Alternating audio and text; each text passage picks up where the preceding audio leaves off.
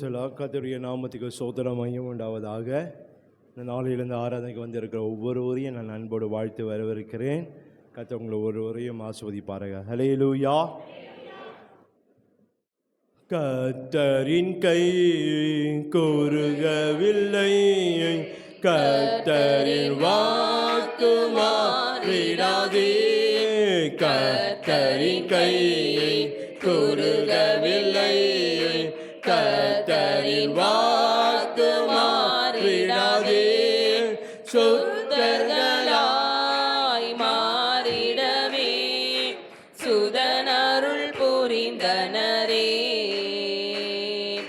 சுத்தர்களாய் மாறிடவே சுதனருள் புரிந்தனரே.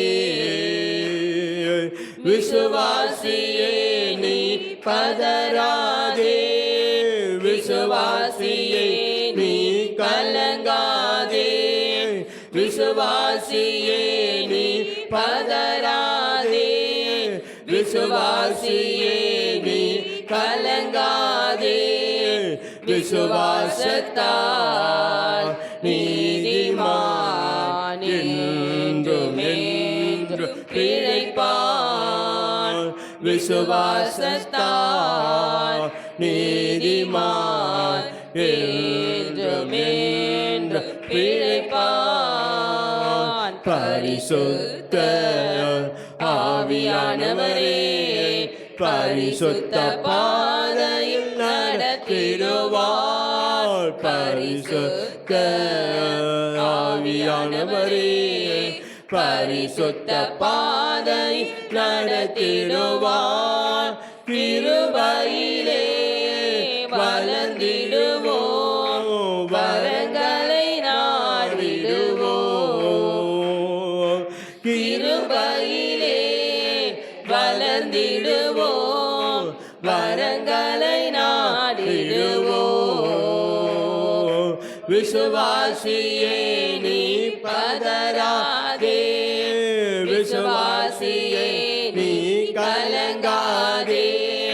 விசுவாசியே நீ பதறாதே, விசுவாசியே நீ கலங்காதே.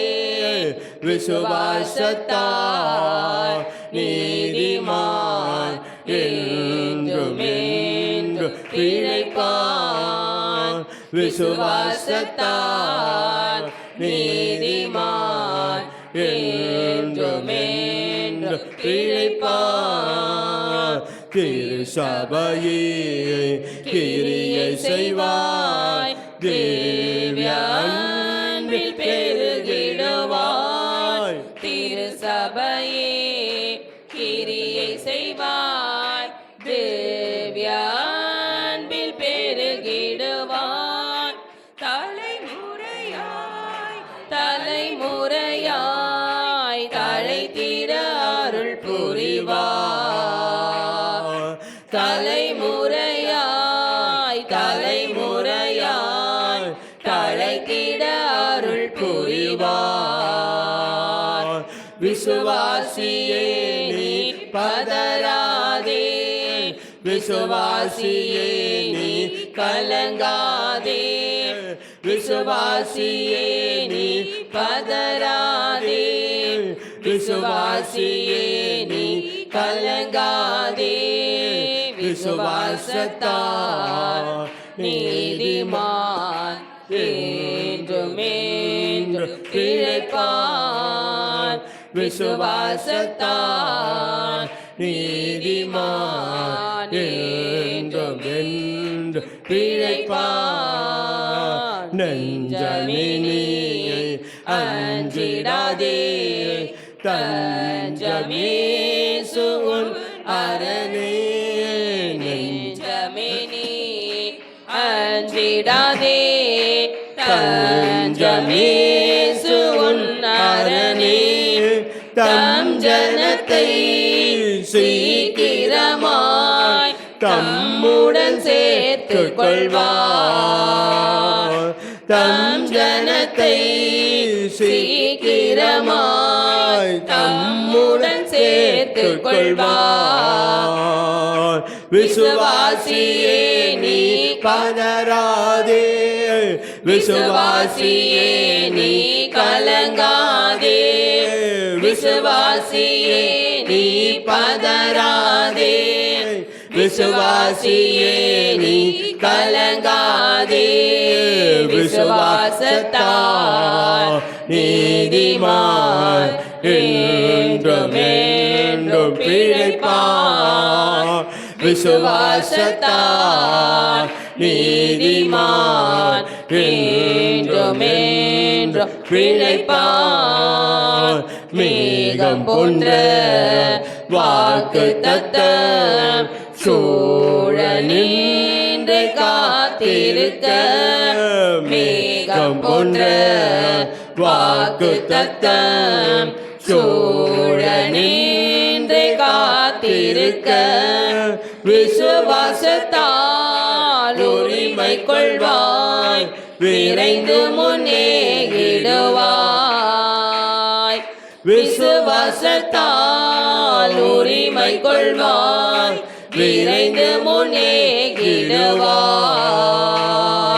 விசுவாசியே நீ பதறாதே, விசுவாசியே நீ கலங்காதே, விசுவாசியே நீ பதறாதே, விசுவாசியே நீ கலங்காதே, விசுவாசத்தால் நீதிமான் என்றும் என்றும் பிழைப்பான், விசுவாசத்தால் நீதிமான் என்றும் என்றும் பிழைப்பான். இந்த நாளில் நம்ம வேதத்தை நான் தியானிக்க முடியாய். எரேமியா 17ஆம் அதிகாரம், எரேமியா 17ஆம் அதிகாரம் 7ஆம் வசனம் 8ஆம் வசனத்தை நான் வாசிக்கிறேன். எரேமியா 17ஆம் அதிகாரம் 7ஆம் வசனத்தையும் 8ஆம் வசனத்தையும் நான் வாசிக்கிறேன். கர்த்தர் மேல் நம்பிக்கை வைத்து கர்த்தரை தன் நம்பிக்கையாய் கொண்டிருக்கிற மனுஷன் பாக்கியவான்.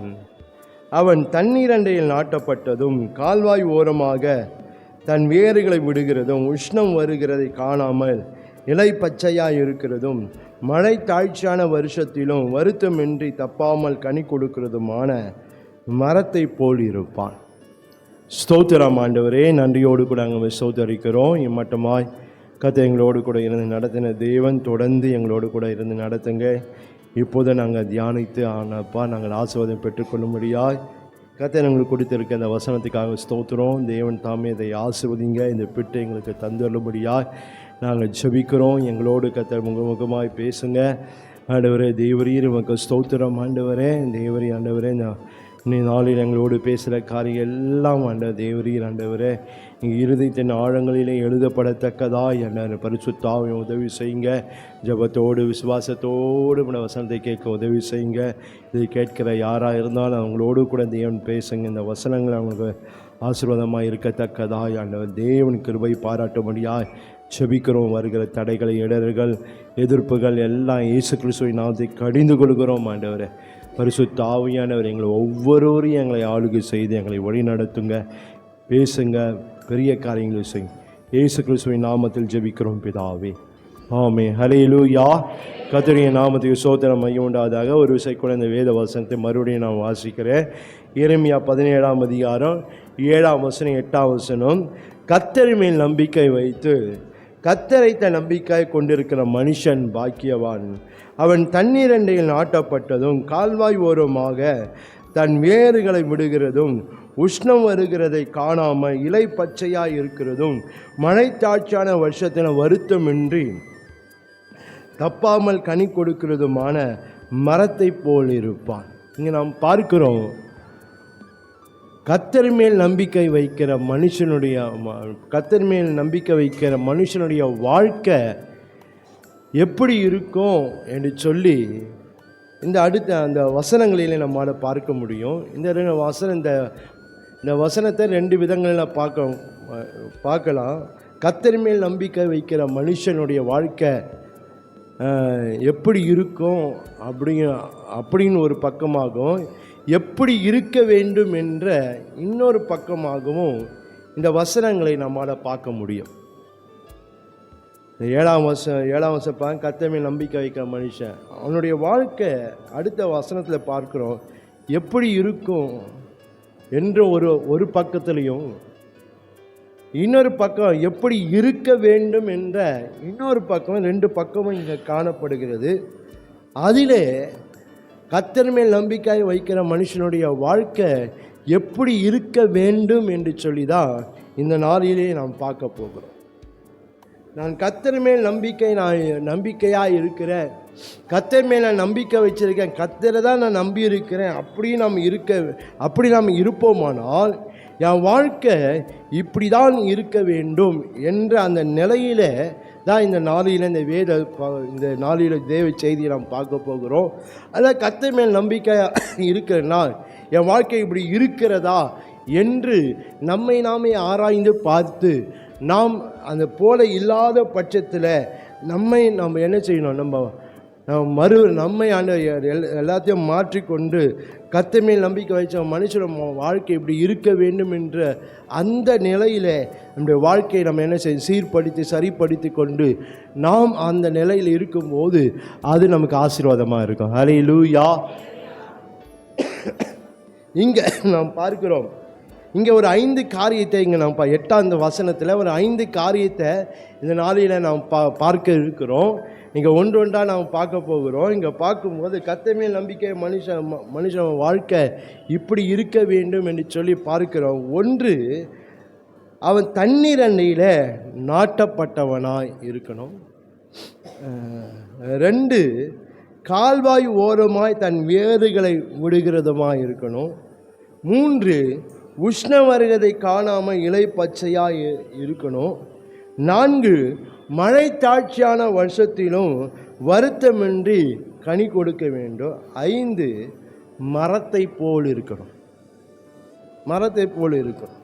இந்த 5 காரியங்கள் தான் நம் ஆண்டவர் மேலே நான் நம்பிக்கை வச்சிருக்கிறேன் என்றால் இப்படிப்பட்ட வாழ்க்கை உடையவர்களாக நமக்கு இருக்க வேண்டும். இப்படிப்பட்ட வாழ்க்கை இல்லாமல் நான் ஆண்டவர் மேலே நம்பிக்கை வச்சிருக்கேன், ஆண்டவர் தான் நம்பிக்கையாக இருக்கிறேன் என்று நாம் சொல்வதில் ஒரு பிரயோஜனமும் இல்லை.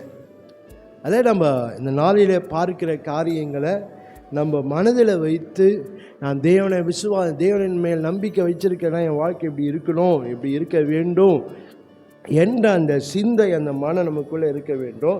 நான் ஒன்றுனா பார்க்க போகிறோம்.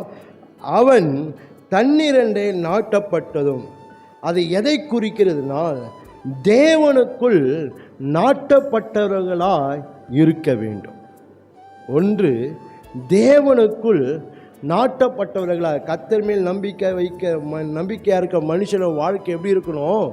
1, கர்த்தருக்குள்ளே தேவனுக்குள்ளே நாட்டப்பட்டவர்களாக இருக்க வேண்டும். 2வது பார்க்குறோம், கால்வாய் ஓரமாய் தன் வேரைகளை விடுகிறதும். 2வது தேவனுக்குள் பலப்படுகிறவர்களாக இருக்க வேண்டும். 3வது உஷ்ணம் வருகிறதை காணாமல் இலை பச்சையாக இருக்கிறதும்.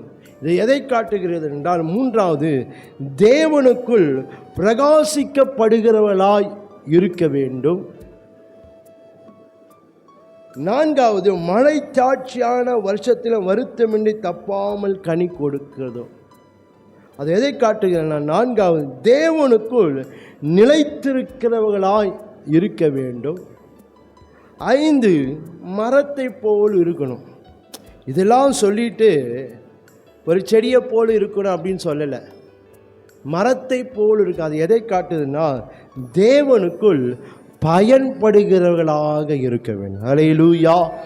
நான் தேவன் மேல் நம்பிக்கை வச்சிருக்கிறேன், என் நம்பிக்கையெல்லாம் தேவன் மேல் இருக்கிறது என்று நம்ம சொல்லுவோமானால் இந்த வசனங்களில் சொல்லப்பட்ட காரியங்கள் நம்முடைய வாழ்க்கையில் காணப்பட வேண்டும். அப்படி இல்லை என்றால் நான் தேவனிடத்தில் நம்பிக்கையை வச்சிருக்கிறேன், தேவன் தான் என் நம்பிக்கையாக இருக்கிறார் என்று சொல்வதில் ஒரு பிரயோஜனம் இல்லை. அதனால் நான் தேவன் மேல் நம்பிக்கையாக இருக்கிறேன், அவர் மேல் தான் நம்பிக்கை, அவரையே நான் நம்பிக்கையாக கொண்டிருக்கிறேன் என்றால் இப்படிப்பட்ட காரியங்கள் நம்முடைய வாழ்க்கையில் காணப்பட வேண்டும். நம்முடைய வாழ்க்கையில் அது வெளிப்படுகிறதா இருக்கணும். ஹல்லேலூயா. ஹல்லேலூயா. அதனால் நான் தேவன் மேலே நான் நம்பிக்கை வைக்கணும். அநேக வசனங்கள் பார்க்கும்போது நாம் தேவன் மேலே அல்ல தேவனிடத்தில் நம்பிக்கையுள்ள ஜனங்களாக நாம் இருக்க வேண்டும். தேவன் மேலே நம்பிக்கை இல்லாமல் இருப்போமானால் அது சாபம் என்று 5ஆம் வசனத்தில் நாம் பார்க்கிறோம். 5ஆம் வசனத்தில் பார்க்கிறோம், மனுஷன் மேல் நம்பிக்கை வைத்து மாம்சமானதை தன் புயபலமாக்கி கொண்டு கர்த்தரை விட்டு விலகிற இருதயமுள்ள மனுஷன் சபிக்கப்பட்டவன் என்று கர்த்தர் சொல்லுகிறார். நான் தேவன் மேல் நம்பிக்கை இல்லாமல் நான் மனுஷன் மேலும் என்னுடைய மாம்சத்தின் மேலும் என்னுடைய சுயத்தின் மேலும் என்னுடைய சுய திறமையின் மேலும் நான் நம்பிக்கை வைப்பேனானால் நான் கர்த்தருக்கு முன்பாக நான் எப்படி இருக்கிறேன்னா சபிக்கப்பட்டவனாக இருக்கிறேன். அதனால் நாம் கர்த்தர் மேலே நம்பிக்கை உள்ளவர்களாக நாம் இருக்க வேண்டும். கர்த்தரையே நம்பிக்கையாய் கொண்டிருக்கிறவர்களாக நாம் இருக்க வேண்டும். கர்த்தரை விட்டுட்டு நான் எதை மேலே நம்பிக்கை வச்சாலும் அது எனக்கு ஆசீர்வாதமாக இருக்காது, அது எனக்கு நன்மையாக இருக்காது, அது எனக்கு மேன்மையை கொண்டு வராது, எனக்கு மகிமையை கொண்டு வராது.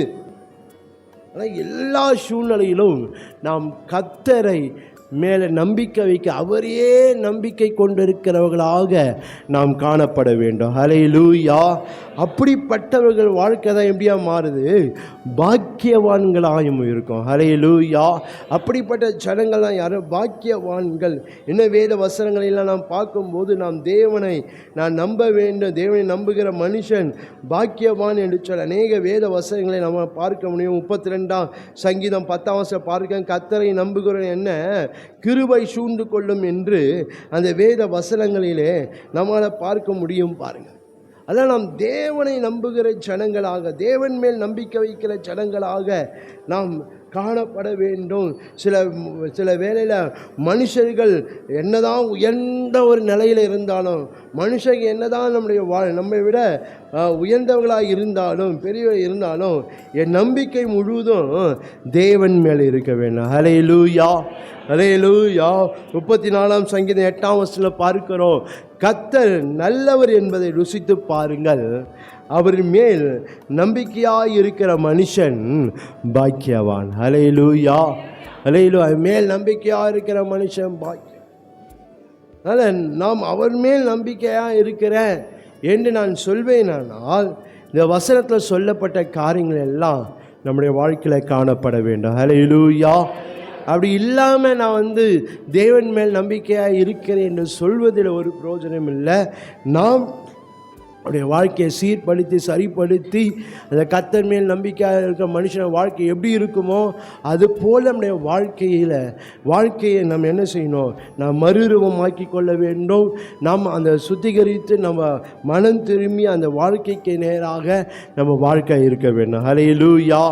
ஹல்லேலூயா. ஒன்று நாம் பார்க்க போகிறோம்.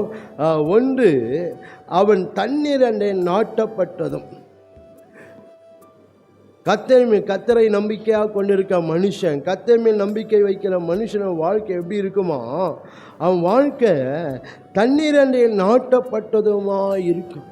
அப்படியே நம்ம வாழ்க்கை எப்படி இருக்க வேண்டும் என்றால், கர்த்தர் மேல் நம்பிக்கை வைத்திருக்கிற அவரையே நான் நம்பிக்கையாக கொண்டிருக்கிறேன் என்று சொல்லுகிறேன்னா என் வாழ்க்கை எப்படி இருக்க வேண்டும் என்றால் கர்த்தருக்குள்ளே என் வாழ்க்கை நாட்டப்பட்டதாக இருக்க வேண்டும். ஹல்லேலூயா.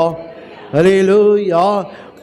நான் ஆண்டவரை அறியாததுக்கு முன்பதாக எங்கேயோ நான் இருந்தேன், எங்கேயோ நான் பாவ சேற்றில் நான் உழண்டு கொண்டு இருந்தேன், நான் பிசாசு அடிமைத்தனத்தில் இருந்தோம், உலக வழிபாடுகளை இருந்தோம், நரகத்துக்கு நம்ம போகிறவர்களாய் காணப்பட்டோம். ஆனால் தேவன் நம்மை சந்தித்து நம்மை அதிலிருந்து என்னை எடுத்து ஆண்டவர் என்ன செய்திருக்கிறாரு? என்னை கெட்ட நிலத்திலேருந்து எடுத்து என்னை ஒரு நல்ல நிலத்தில் ஆண்டு என்ன பண்ணியிருக்கிறாரு? என்னை நாட்ட வைத்திருக்கிறார். ஹல்லேலூயா. ஹல்லேலூயா. அவருக்குள்ளே என்னை நாட்ட வைத்திருக்கிறாரு. ஆனால் நான் எப்படி இருக்கிறேன் என்று நம்மை ஆராய்ந்து பார்க்க வேண்டும். ஆண்டவரை எந்த நிலையில் என்னை நாட்ட வைத்திருக்கிறாரோ அந்த நிலையிலே நான் காணப்படுகிறேனா என்று நம்முடைய வாழ்க்கையை நாம் பார்க்க வேண்டும். கர்த்தரை நம்புகிற மனுஷன் அவன் எப்படிப்பட்டவனாக இருப்பான்? கர்த்தருக்குள்ள நாட்டப்பட்டவனா. அவன் காரியமெல்லாம் கர்த்தருக்குள் நாட்டப்பட்டதாக இருக்கும். அதான் என் காரியம்லாம் எப்படி இருக்கு? நான் கர்த்தருக்குள்ளே, என் வாழ்க்கை கர்த்தருக்குள்ளே நாட்டப்பட்டு இருக்கா, இல்லை உலக காரியங்களே எங்கள் வாழ்க்கை நாட்டப்பட்டு இருக்கிறதா என்று நாம் பார்க்க வேண்டும். சில வேளையில் கர்த்தருக்குள்ளே நாட்டப்பட்ட காரியம், கர்த்தருக்குள்ளே நாட்டப்பட்டது என் வாழ்க்கையில் கொஞ்ச காலம் எனக்கு நல்லா இருந்து கொஞ்ச காலம் போன பிறகு நமக்கு என்ன செய்ய வரலை, சரிப்பட்டு வர. அதனால் என் விருப்பம்படி நான் என்ன செய்கிறேன்? நான் என் வாழ்க்கையை நான் நாட்ட விரும்புகிறேன். ஏன் நான் அதுக்குள்ளே இருக்கிறது எனக்கு விருப்பம் இல்லை. ஏன்னா இங்கே நான் பார்க்க தண்ணீர் என்று சொல்லும்போது தண்ணியில் ஒரு தண்ணி அங்கே தண்ணீர் ஓரமாக இருக்கும். அது கொஞ்சம் எப்படி இருக்கும்? அது அங்கே காலை வைக்க மாட்டோம், நம்ம கொஞ்சம் சதம் தான் இருக்கும் பாருங்களேன். அங்கே காலை வைக்க முடியாது, அங்கெல்லாம் காலை வைக்க மாட்டோம். ஏன்னா சேரும் சகதியமாக இருக்கும், அப்படி தான் இருக்கும் பாருங்களேன். அதனால நம்முடைய வாழ்க்கையில் என்ன செய்ய, அந்த தண்ணீர் ஓரமாக நம்ம செய்யணும், காலில் வைக்க மாட்டோம் பாருங்கள். சில வேளையில் கர்த்தருக்குள்ள நாட்டப்பட்ட காரியமும் எனக்கு அப்படி தான் இருக்குது. ஏன்? நான் எதிர்பார்த்தபடி இல்லை, எதிர்பார்த்தபடி நடக்கலை, நான் எதிர்பார்த்தபடி என் ஜீவி இல்லை. மற்றவங்களாம் நல்லா இருக்கிறாங்க, சந்தோஷமாக இருக்கிறேன், நம்ம தான் ஒரு கட்டுக்கோப்பாக இருக்கிறோம். இப்படி பண்ணி இப்படி நான் இருந்தா ஏன் அப்படி நவர்ற, இப்படி நான் இருந்தா ஏன் அப்படி நவர்ற என்று எதனா ஒன்று கேட்டுனே இருக்கிறாங்க, எதனா ஒன்று சொல்லி கொண்டே இருக்க. ஏன் இப்படி செய்கிறீங்க, ஏன் அப்படி எதனா ஒன்று சொல்லி அதில் நம்மளால் என்ன செய்ய முடியல, நம்மளால் அது தாங்க முடியல. அதனால் என் விருப்பப்படி நான் என்ன செய்கிறேன்? என் வாழ்க்கையை நாட்ட விரும்புகிறேன். ஆனால் சொல்கிறது என்னமோ கர்த்தர் மேல் தான் நம்பிக்கை வச்சுருக்கிறேன். சொல்கிறது என்னமோ ஆண்டவர் தான் நம்புகிறேன். ஆனால் என் வாழ்க்கை எங்கே நாட்டி வச்சிருக்கிறேன்? கர்த்தருக்குள்ளே என் வாழ்க்கை நாட்டப்பட்டு இருக்கா, இல்லை என் விருப்பத்தின்படி உலக காரியங்களிலே என் வாழ்க்கை நாட்டப்பட்டு இருக்கிறதா என்று நம்ம ஆராய்ந்து பார்க்க. கர்த்தர் மேல் நம்பிக்கை வைக்கிற ஒரு மனுஷனுடைய வாழ்க்கை எங்கே நாட்டப்பட்டு இருக்க வேண்டும் என்றால் கர்த்தருக்குள்ளே நாட்டப்பட்டு இருக்க வேண்டும். ஹல்லேலூயா! தேவனுக்குள்ளே நாட்டப்பட்டு இருக்க வேண்டும். அவன் காரியங்கள் எல்லாம் நம்முடைய திறமை, நம்முடைய தாளந்து, நம்முடைய பலன் எல்லாம் எங்கே நாட்டப்பட்டு இருக்கணும்? கர்த்தருக்குள்ளே நாட்டப்பட்டு இருக்கணும். இன்றைக்கு கர்த்தர் மேல் நம்பிக்கையை வைத்திருக்கேன்னு சொல்லிட்டு என்னுடைய திறமை, என்னுடைய பலன், என்னுடைய அறிவு எல்லாமே எங்கே நாட்டி தான் வச்சிருக்கிறேன்? உலக காரியங்களை நான் நாட்டி வைத்திருக்கிறேன். அதனால் நம்முடைய வாழ்க்கையை ஆராய்ந்து பாருங்கள். ஒரு வேளை நான் அது போல் இருப்பேன் என்றால் நான் மனம் திரும்பி என் காரியமெல்லாம் கர்த்தருக்குள்ள நாட்டப்பட்டதாக இருக்கவே, என் குடும்பம் கர்த்தருக்குள்ள நாட்டப்பட்டதாக இருக்கவே, என் வாழ்க்கை கர்த்தருக்குள்ள நாட்டப்பட்டதாக இருந்தால் தான் நம்முடைய வாழ்க்கை ஆசீர்வாதமாக இருக்கும். ஹல்லேலூயா! ஹல்லேலூயா! அதனால் தேவனுக்குள்ளே நான் நாட்டப்பட்டவர்களாக இருக்கேங்க. தண்ணீரண்டையில் நாட்டப்பட்ட தண்ணீர் என்று சொல்லும்போது அது தேவனை குறிக்கிறது. பரிசுத்த ஆவியானவருக்குரிய ஆண்டவராக இயேசு கிறிஸ்துவையும் இந்த தண்ணீர் என்ற வார்த்தை குறிக்கிறது. நீங்கள் சில வசனங்களை பார்க்கும்போது நமக்கு நல்லா தெரியும். நீங்கள் யோவான் 4:14 பார்க்குறோம். நான் கொடுக்கும் தண்ணீர் அப்படின்ட்டு ஆண்டவர் எங்கள் சமாரேஸ்வரியை பார்த்து அங்கே சொல்லுகிறத பார்க்கும். நான் கொடுக்கும் தண்ணீர் என்று அந்த வேத வசனங்களிலே நம்மளால் பார்க்க முடியும். அதனால் நம்முடைய வாழ்க்கை தேவனுக்குள்ளே நாட்டப்பட்டதாக இருக்க வேண்டும். நான் கொடுக்கும் தண்ணீரை கொடுக்கிறவன் ஒரு கால தாகம் உண்டாகாது, நான் அவனுக்கு கொடுக்கும் தண்ணீர் அவனுக்குள்ளே நித்திய காலமாய் ஊறுகிற நீர் ஊற்றாய் இருக்கும் என்றார். அதே போல் 1 கொரிந்தியர் 10 4 வசனத்தையும் பார்ப்போமானால் நமக்கு அந்த தெரியும். இது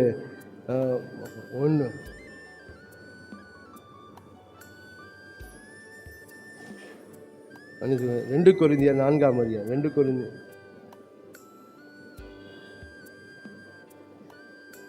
மன்னித்தோடு 4 1 கொரிந்தியர் 10 1 கொரிந்தியர் 10 4ஆம் வசனத்தில் அங்கே வாசித்து பார்ப்போமானால், எல்லாரும் ஒரே ஞானமானத்தை குடித்தார்கள். எப்படி எனில், அவர்களோடு கூட சென்ற ஞான கண்மலையின் தண்ணீரை குடித்தார்கள். அந்த கண்மலை கிறிஸ்துவே. ஹல்லேலூயா, ஹல்லேலூயா. வெளிப்படுத்த 21ஆம் அதிகாரம் 6ஆம் வசனத்திலே நீங்கள் வாசித்து பார்க்கும்போது அந்த வேத வசனம் பார்க்க முடியும். அன்றியும் அவர் என்னை நோக்கி, ஆயிற்று, நான் அல்பாவும் ஒமேகாவும் ஆதி அந்தமாக இருக்கிறேன். தாகமாக இருக்கிறவனுக்கு நான் ஜீவ தண்ணீர் ஊற்றில் இலவசமாய் கொடுப்பேன். ஹல்லேலூயா, ஹல்லேலூயா. இதெல்லாம் பார்க்கும்போது நீங்கள் ஆண்டவர் தேவனை இங்கே தண்ணீருக்கு சம்மந்தப்படுத்தி பார்க்குறோம். அதனால தான் பார்க்குறோம், தண்ணீரண்டை நாட்டப்பட்டதுன்னா தேவனுக்குள்ளே நாம் நாட்டப்பட்ட ஜனங்களாக நாம் இருக்க வேண்டும். 92ஆம் சங்கீதத்தில் நீங்கள் வாசித்து பார்க்கும்போது 92ஆம் சங்கீதம் 13ஆம் வசனத்தை பார்க்கிறோம். கர்த்தருடைய ஆலயத்தில் நாட்டப்பட்டவரே எங்கள் தேவனுடைய பிரகாரங்களில் செழித்திருப்பார்கள். அப்படின்னா கர்த்தருக்குள்ள நாட்டப்பட்ட ஜனம். நம்முடைய வாழ்க்கையில் நான் தேவனை நம்புகிறேன்னா தேவனுக்குள்ள நாட்டப்பட்டவர்களாக நாம் இருக்க வேண்டும். அப்படி நான் தேவனுக்குள்ள நாட்டப்பட்டவர்களாக இல்லாமல் இருப்பேன்னா என் வாழ்க்கை ஆசீர்வாதமாக இருக்காது. ஏன்? நான் எங்கே நடப்படுகிறேன், எங்கே நாட்டப்படுகிறேன்? தேவனுக்குள்ள தண்ணீர் அண்டையில் நடப்படுகிறேன். அதை விட்டுட்டு நான் வேற எங்கே நடப்பட்டாலும் என்னால் என்ன செய்ய முடியாது? என்னால் ஆசீர்வாதமாக இருக்க முடியாது, என்னால் செழிப்பாக இருக்க முடியாது. அதனால் நம்முடைய வாழ்க்கையில் நாம் தேவனுக்குள்ளே நாட்டப்பட்ட அந்த தேவன் என் வாழ்க்கையை ஆசீர்வதிப்பார். ஹல்லேலூயா, ஹல்லேலூயா. அந்த தேவன் வாழ்க்கை என்ன தேவை? என்னை ஆசீர்வதிக்கிற தேவனாக இருக்கிறார். 1ஆம் சங்கீதம் 3ஆம் வசனத்தை நாம் பார்க்கும்போது, அவன் நீர்க்காலின் ஓரமாய் நடப்பட்டு எல்லாம் ஒரே இதுதான். பார்க்கும்போது அங்கே நாம் பார்க்கிறோம், அவன் நீர்க்காலம் ஓரமாய் நடப்பட்டு என்று சொல்ல, தன் காலத்தில் தன் கனியை கொடுப்பான், இலை உதயா மரத்தை போல இருப்பான், செய்வதெல்லாம் வாய்க்கும். யார்? வேதத்தை பிரியமாக இருந்து இரவும் பகலும் தியானிக்கிற மனுஷன் பாக்கியம். உடனே அவர் மேல் நம்பிக்கையாக இருக்கிற, வேதத்தின் மேல் கர்த்தருடைய வேதத்தில் பிரியமாக இருந்து இரவும் பகலும் அவருடைய வேதத்தை தியானமாக இருக்கிற மனுஷன் பாக்கியவான். அது மட்டும் நம்ம இருக்கக்கூடாது, அதுக்கு முன் வசனங்களும் இருக்கணும். பாரு என்ன, வேதத்தில் பிரியமாக இருந்து இரவும் பகலும் தியானிக்கிறவங்க எப்படி இருக்கணுமா? துன்மார்களுடைய ஆலோசனை நடவாமலும் பாவிகளுடைய வழி நில்லாமலும் பரியாச இடத்திலும் உட்காமல் இருந்து வேதத்தை வாசிக்கணும். எல்லாமே வச்சு நம்ம என்ன செய்யக்கூடாது? வேதத்தை வாசித்தா ஒரு பிரயோஜனம் இல்லை. வாசிக்கலாம், ஆனால் நான் துன்மார்க்கத்தின்படி நடந்து பாவிகள் வழிபடி நடந்து பரியாச எல்லாம் செய்து நான் வேதத்தை வாசிக்கிறதுனால ஒரு பிரயோஜனமும் இல்லை, அதனால் ஒரு நன்மையும் இல்லை. பேருக்கு வேதம் வாசிக்கணும் அவ்வளோதான். தவிர நான் இதெல்லாம் விட்டுட்டு நான் தேவனுடைய வேதத்தை இரவு பகலும் தியானித்தாதான் நான் எப்படி இருக்க முடியும்? நான் நீர்க்காலின் ஓரமாய் நடப்பட்டவன். அதுதான் கர்த்தர் மேல் வைத்திருக்கிற நம்பிக்கை. ஹல்லேலூயா, ஹல்லேலூயா. கர்த்தர் மேல் நம்பிக்கை வைப்பேன்னா நான் எதை விடுவேன்? நான் துன்மார்க்கிறதெல்லாம் விடுவேன், நான் பாவிகளுடைய காரியத்தெல்லாம் விடுவேன், நான் பரியாசம் செய்கிற காரியத்தெல்லாம் நான் விட. அதுதான் கர்த்தர் மேல் வைத்திருக்கிற நம்பிக்கை. ஹல்லேலூயா, ஹல்லேலூயா. நான் கர்த்தர் மேல் நம்பிக்கை வச்சேனால நான் அது போல் என் வாழ்க்கை காணப்பட்டு நான் என்ன செய்ய, தண்ணீர் ஓடையில் நான் நாட்டப்பட்டவனாக நான் காணப்படுவேன். ஹல்லேலூயா. அதனால் நான் தேவனுக்குள்ளே நான் நாட்டப்பட்ட ஜனங்களாக நாம் காணப்படவேன். நான் தேவனுக்குள்ளே நாட்டப்பட்டு இருக்கிறேனா என்று நம்முடைய வாழ்க்கையில் நம்ம ஆராய்ந்து பார்க்க வேண்டும். லூக்கா நம்முடைய வாழ்க்கையை நம்ம ஆராய்ந்து, நான் தேவனுக்குள்ளே நாட்டப்பட்டு இருக்கிறேனா, என் காரியம் எல்லாம் தேவனுக்குள்ளே நாட்டப்பட்டு இருக்கா என்று நாம் பார்க்கணும். லூக்கா 8ஆம் அதிகாரம் 15ஆம் வசனத்தில் பார்க்கிறோம், நல்ல நிலத்தில் விதைக்கப்பட்டவர்கள் வசனத்தை கேட்டு அதை உண்மையின் நன்மையுமாய் இருதயத்தில் காத்து பொறுமையுன்னு பலன் கொடுக்கிறவர்களாக இருந்தார்கள். ஹல்லேலூயா, ஹல்லேலூயா. அங்கே விதைக்கப்படுகிற நாட்டப்படுது நடப்படுது விதைக்கப்படுகிறது எல்லாமே ஒரே காரியத்தை தான் குறிக்கும். அதே நான் நல்ல நிலத்தில் நான் நல்ல நிலத்தில் நாட்டப்பட்டவனாக இருக்கணும். அதுதான் தேவனுக்குள் நாட்டப்படுகிறது. ஹல்லேலூயா, ஹல்லேலூயா. அதனால் என் வாழ்க்கை அது போல் இருக்கிறதா, என் காரியங்கள்லாம் அது போல் இருக்கிறதா என்று நாம் பார்க்க, நான் தேவனுக்குள் நாட்டப்பட்டவனா இருப்பேனா என் வாழ்க்கையில் அது எனக்கு சந்தோஷத்தையும் என் வாழ்க்கையில் மகிழ்ச்சியும் தரும். பாருங்கள், சில வேளையில் சில ஆவிக்குரிய காரியங்களை குறித்து எனக்கு மனநோக்கு தான் வருது. எனக்கு ஆவிக்குரியங்களை காரியத்தை பார்த்தாவே எனக்கு மனக்கசப்பு வருது. இதெல்லாம் எதை காட்டுதுன்னா, நான் கர்த்தர் மேலே என் நம்பிக்கை கர்த்தர் மேலே இல்லை, நான் கர்த்தருக்குள்ளேயும் நாட்டப்படாமல் இருக்கிறத காட்டுது. நான் கர்த்தர் மேலே நம்பிக்கை வைத்து நான் தேவனுக்குள் நாட்டப்பட்டவனாய் என் வாழ்க்கை இருக்குமானால் எனக்கு கர்த்தருக்குள்ள எனக்கு கசப்பு இருக்காது, எனக்கு மகிழ்ச்சியும் சமாதானமும் சந்தோஷமும் எனக்கு இருக்கும். அதுபோல என் வாழ்க்கை இருக்கிறதா என்று நம்மை ஆராய்ந்து பார்க்க வேண்டும். நம்ம ஆராய்ந்து பார்த்து நம்ம என்ன செய்யணும்? எனக்கு கர்த்தருடைய காரியங்கள் எனக்கு கசப்பாக இருக்கா, கர்த்தருடைய காரியங்கள் எனக்கு மனநோகப்படுதா, மனவேதனைப்படுதா, அதேபோல் அது இருக்குதா, இருந்தாக உடனே மனம் திரும்பிடணும், நம்ம காரியத்தை மாற்றிடணும். அதிலேயே நாம் இருப்போமானால் நாட்டப்பட்டது பலன் கொடுக்காது.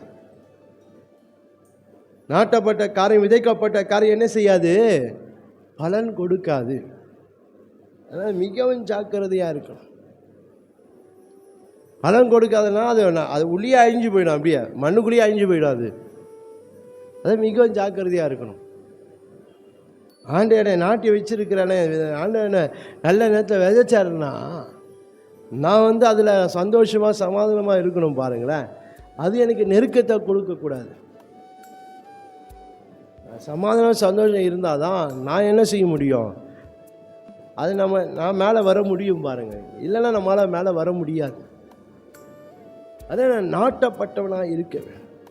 தண்ணீர் அண்டே நாட்டப்பட்டாதான், ஒன்று நான் துளிர்க்க முடியும், ரெண்டு நான் செழிக்க முடியும்.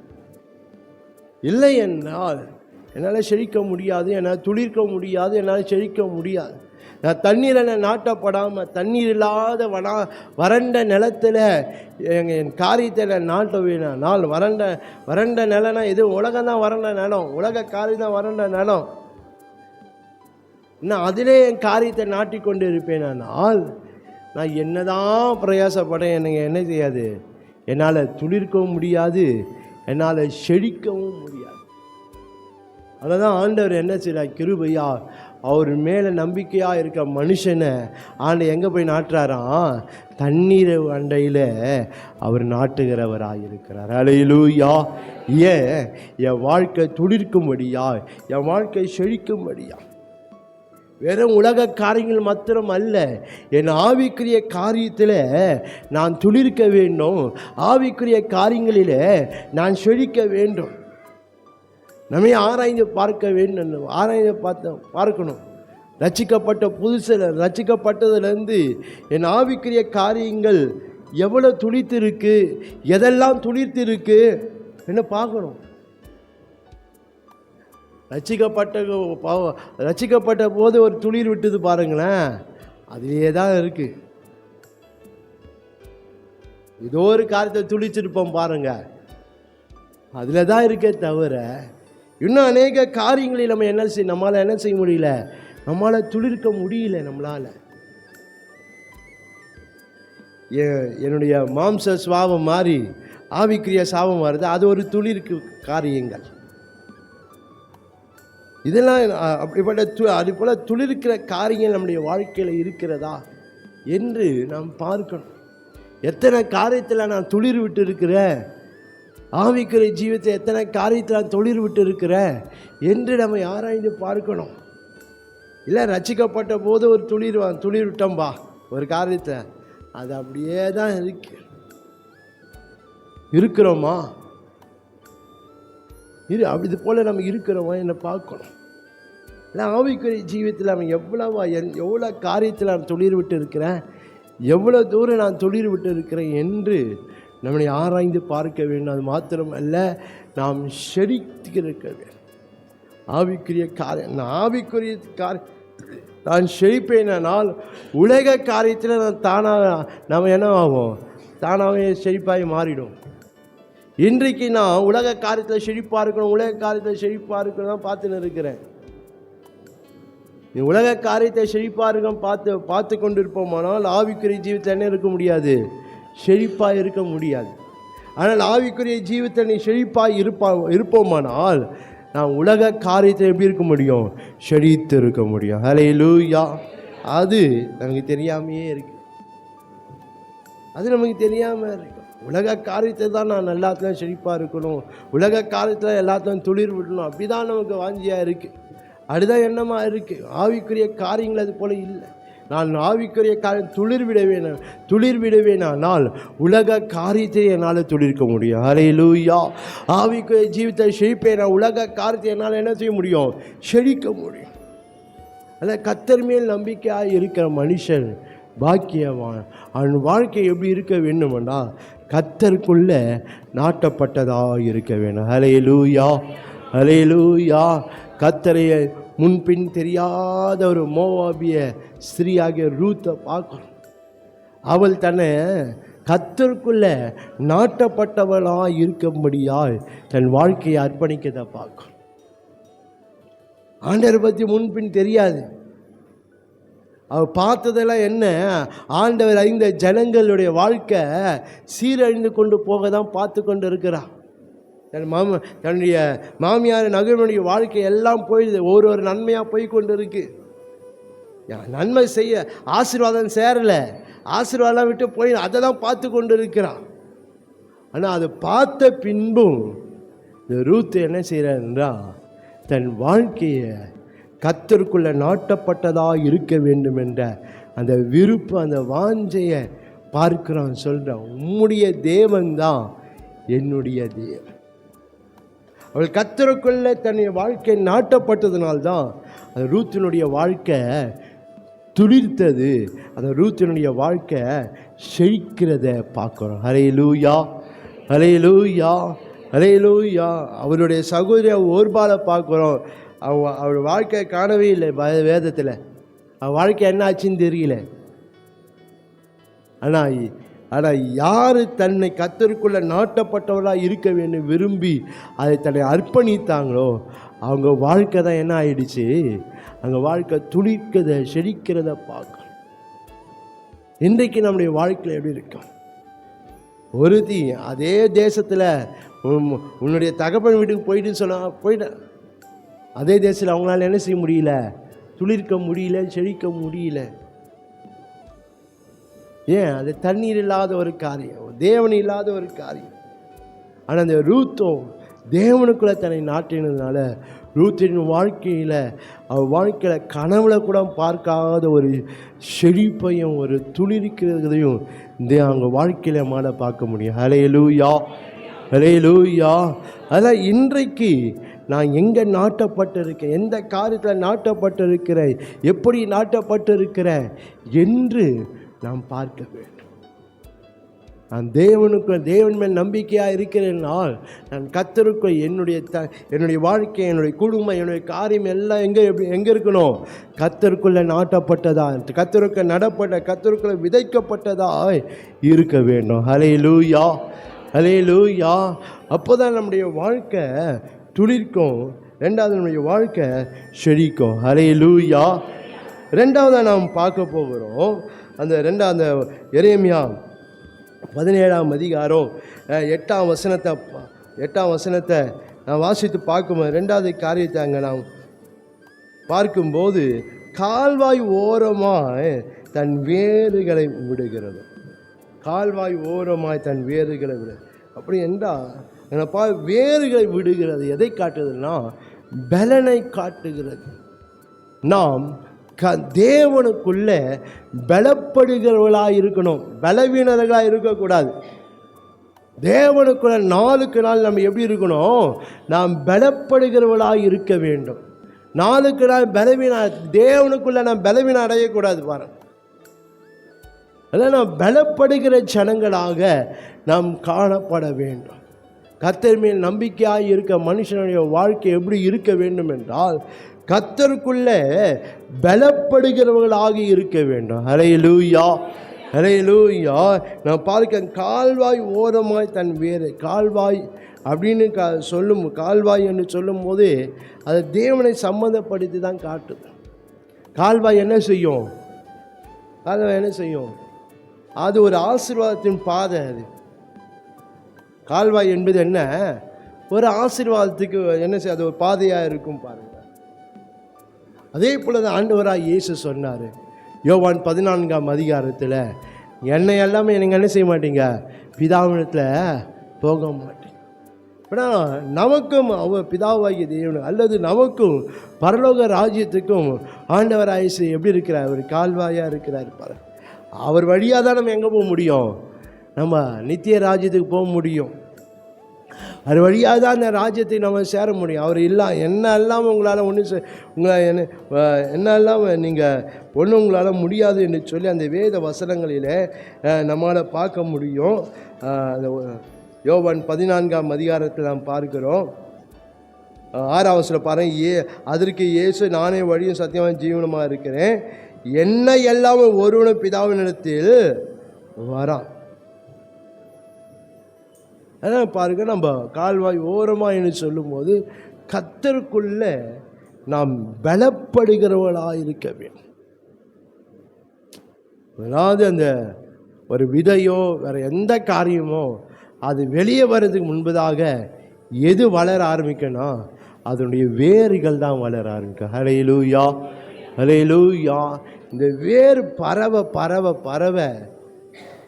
அது என்ன செய்யணும்? அது அந்த செடிக்கோ அல்லது மரத்துக்கோ பலனை தருகிறதா இருக்குது. ஹல்லேலூயா, ஹல்லேலூயா. அதனால் நம்மளை தேவனுக்குள்ளே நாம் எப்படி இருக்க வேண்டும் என்றால், நாம் பலப்பட்டவர்களாக இருக்க வேண்டும். ஏதோ ஒரு சின்ன காரியம் நம்ம என்ன செய்யக்கூடாது? நம்ம அசைக்கக்கூடாது.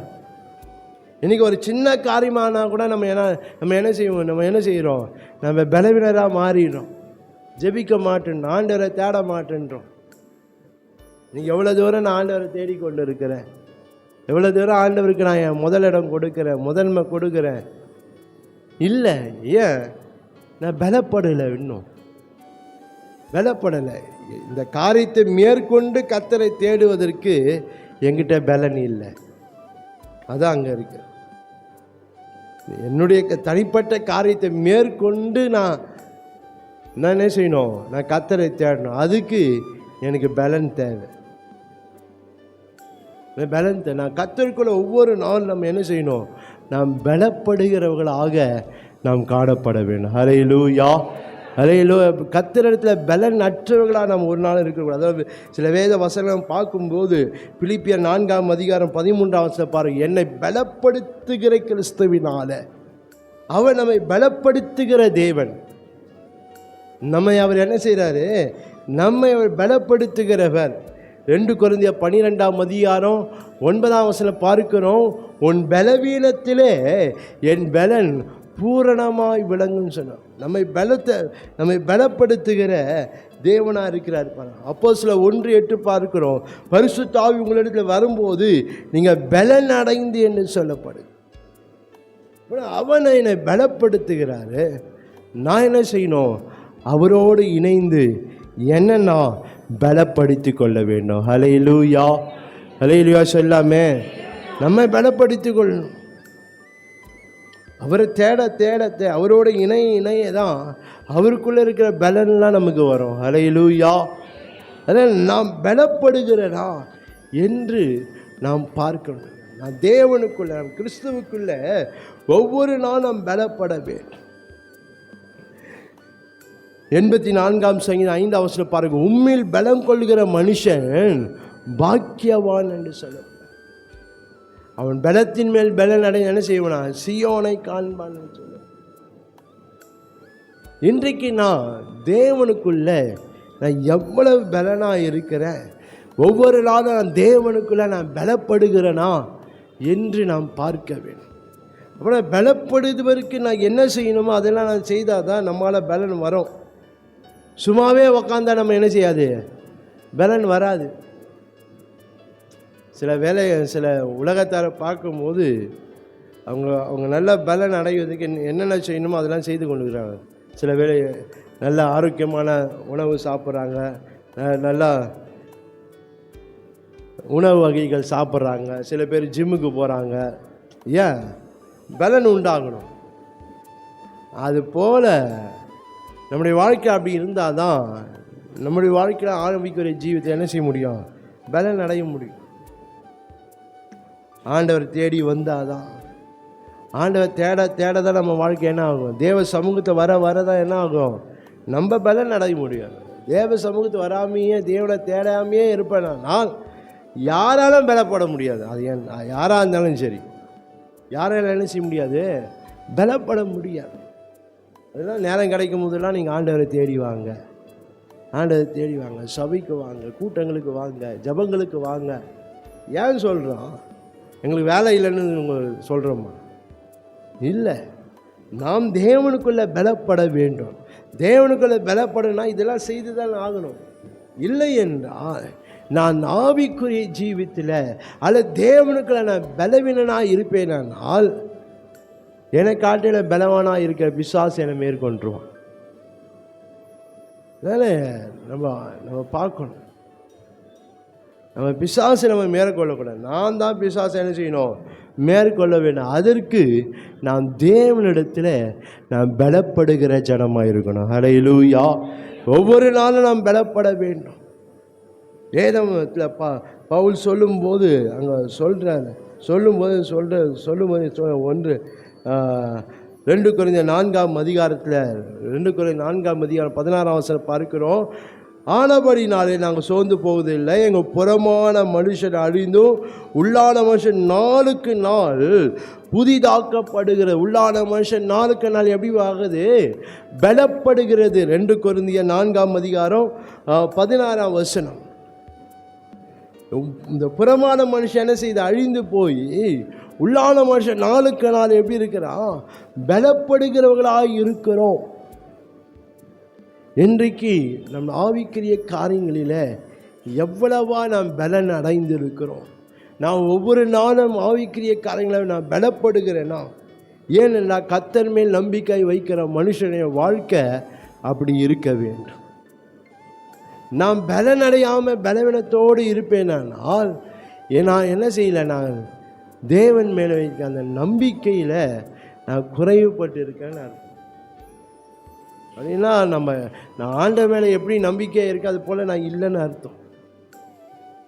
இல்லை, நான் தேவன் மேலே நம்பிக்கை இருக்கிறேன்னா நாம் ஒவ்வொரு நாளும் நாம் பலப்படுகிற ஜனமாக இருக்கணும். ஹல்லேலூயா, ஹல்லேலூயா. ஏசாயா 40ஆம் அதிகாரம் 31ஆம் வசனம், கர்த்தருக்கு காத்திருக்கிறோ புது பலன் அடைந்து நான் பலன் அடைகிறேன்னா நான் கர்த்தருக்குள்ள பலப்படு. அப்போ தான் எழும்ப முடியும். அப்போ தான் ஓடினால் நடந்தாலும் எனக்கு அது நம்ம இழப்படைய மாட்டோம் பாருங்க. இல்லைன்னா நம்ம காலாட்களோடு ஓடும்போதே நம்ம நம்ம இழைக்க பண்ணுவாங்களான்னா, குதிரையோடு ஓடும்போது என்ன செய்யணும்னு வசனம் சொல்லுது. சின்ன சின்ன காரியமே என்னை சோர்ந்து போக பண்ணுனா, இன்னும் யோர்தான் பிரவாகித்தோ இன்னும் பெரிய காரியம்லாம் வரும்போது பிசாசின் கிரியெல்லாம் நம்மை தாக்கும்போது நான் என்ன செய்ய போகிறேன், ஒன்றும் செய்ய முடியாது. நம்முடைய சின்ன சின்ன பிரச்சனையாக நம்ம சோர்ந்து போயிடுறோம் பாருங்க.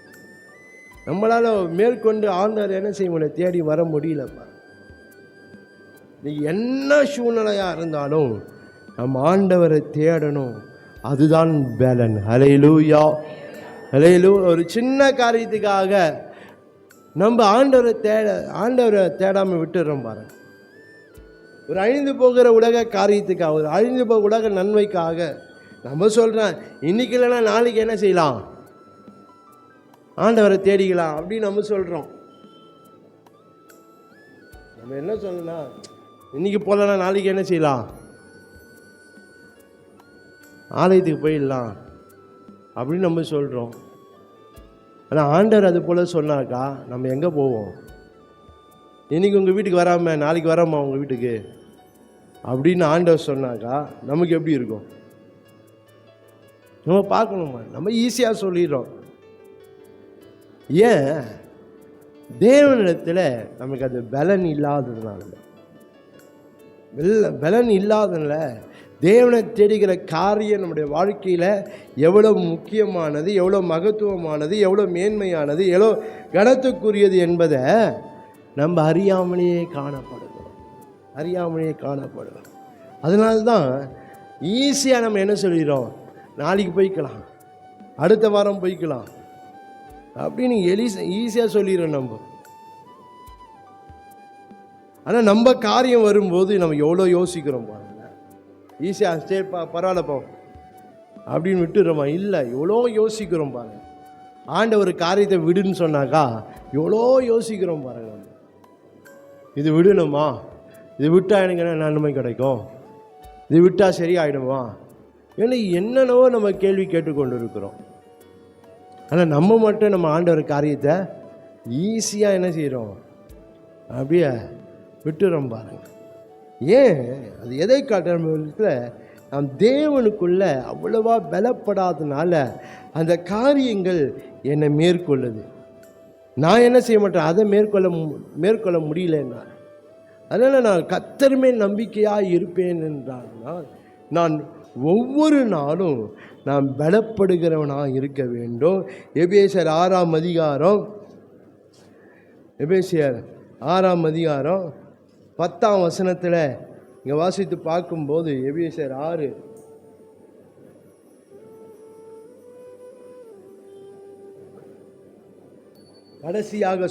கடைசியாக என் சகோதரரே, கர்த்தரிலும் அவருடைய சத்துவத்தின் வல்லமையிலும் பலப்படுங்கள்.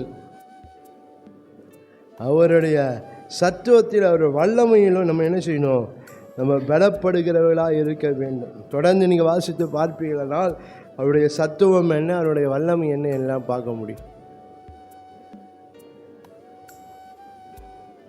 சத்தியம் என்னும் கச்சை, நீதி என்னும் மார்க்க அவசரம், சமாதானம் சுவிசேஷ பாதரட்ச, அப்புறம் விசுவாசம் எனும் கேடகம், வசனம் எனும் பட்டயம். இதிலெல்லாம் நம்ம என்ன செய்யணும்?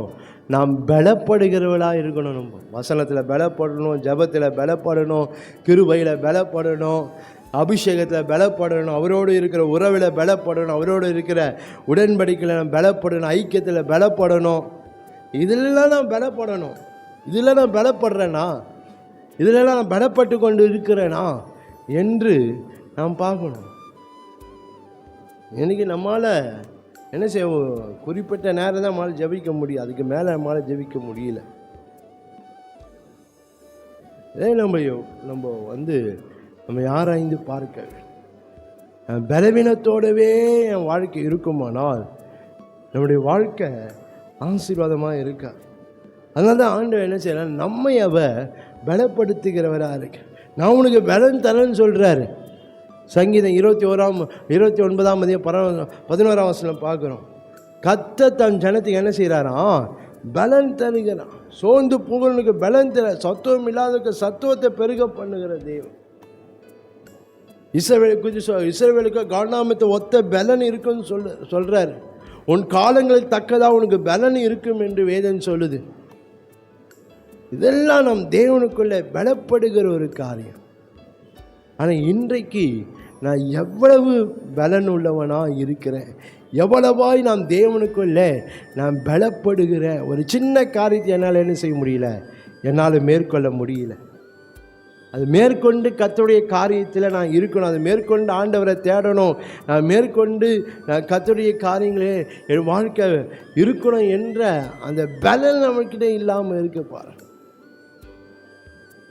பலன் இல்லைன்னா நம்ம என்ன செய்ய, பலவான மேற்கொள்ள முடியாது. நம்ம பலன் உள்ளவர்களாக நாம் காணப்பட வேண்டும். ஹல்லேலூயா, ஹல்லேலூயா சொல்லாமே, ஹல்லேலூயா.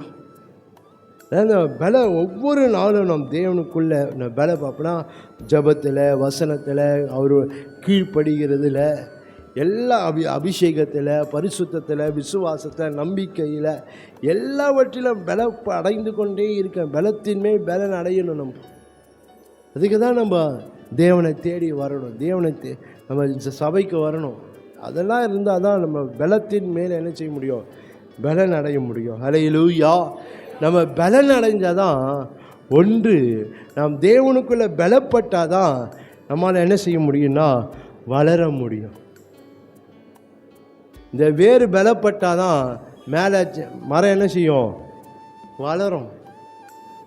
வேறு இல்லைன்னா அது என்ன செய்யாது, வேறு பலன் இல்லைன்னா அது வளராது. அதனால் நான் தேவனுக்குள்ளே பலப்பட்டாதான் நான் என்ன செய்ய முடியும், என்னால் எல்லா காரியத்திலும் வளர முடியும். நான் வேதம் சொல்லி நம்ம வளருகிறவளாக இருக்கணும். காட்டு புஷ்பா எப்படி வளருன்னு பாருன்னு சொல்கிற, அப்படின்னா நம்ம வளர்ச்சியை பார்க்க சொல்கிறாரு. காட்டு புஷ்பம் எப்படி வளருதுன்னு பாரு, அது போல் நீ என்ன செய்யணும், வளரணும். நீ அவர் அறிகின்ற அறிவில் வளரணும்.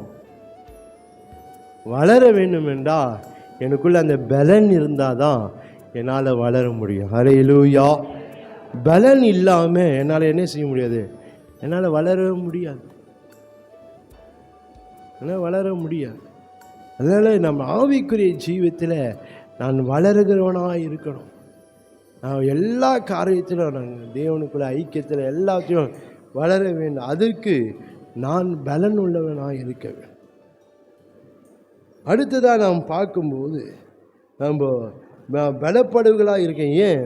ஒன்று, நாம் அப்போ தான் நம்ம வாழ்க்கையில் நம்மளால் வளர முடியும். ரெண்டாவது, பெருக முடியும். நம்மளால் ஆவிக்குரிய ஜீவித்தை பெருகணும். ஆண்டவர் வாக்குத்தத்தெல்லாம் நம்ம கொடுத்துருக்கிறாரு. நீ வலது பக்கம் இடது பக்கம் இடம் கொண்டு என்ன செய்வேன், பெருகுவேன்னு சொல்லியிருக்க. உன்னை ஆசீர்வதித்து உன்னை என்ன செய்வேன், பெருக. ஆவிக்குரிய காரியங்களை நாம் பெருக ஆரம்பிக்கணும். பாருங்கள், நான் பெருகிறேன்னா என்னப்பா,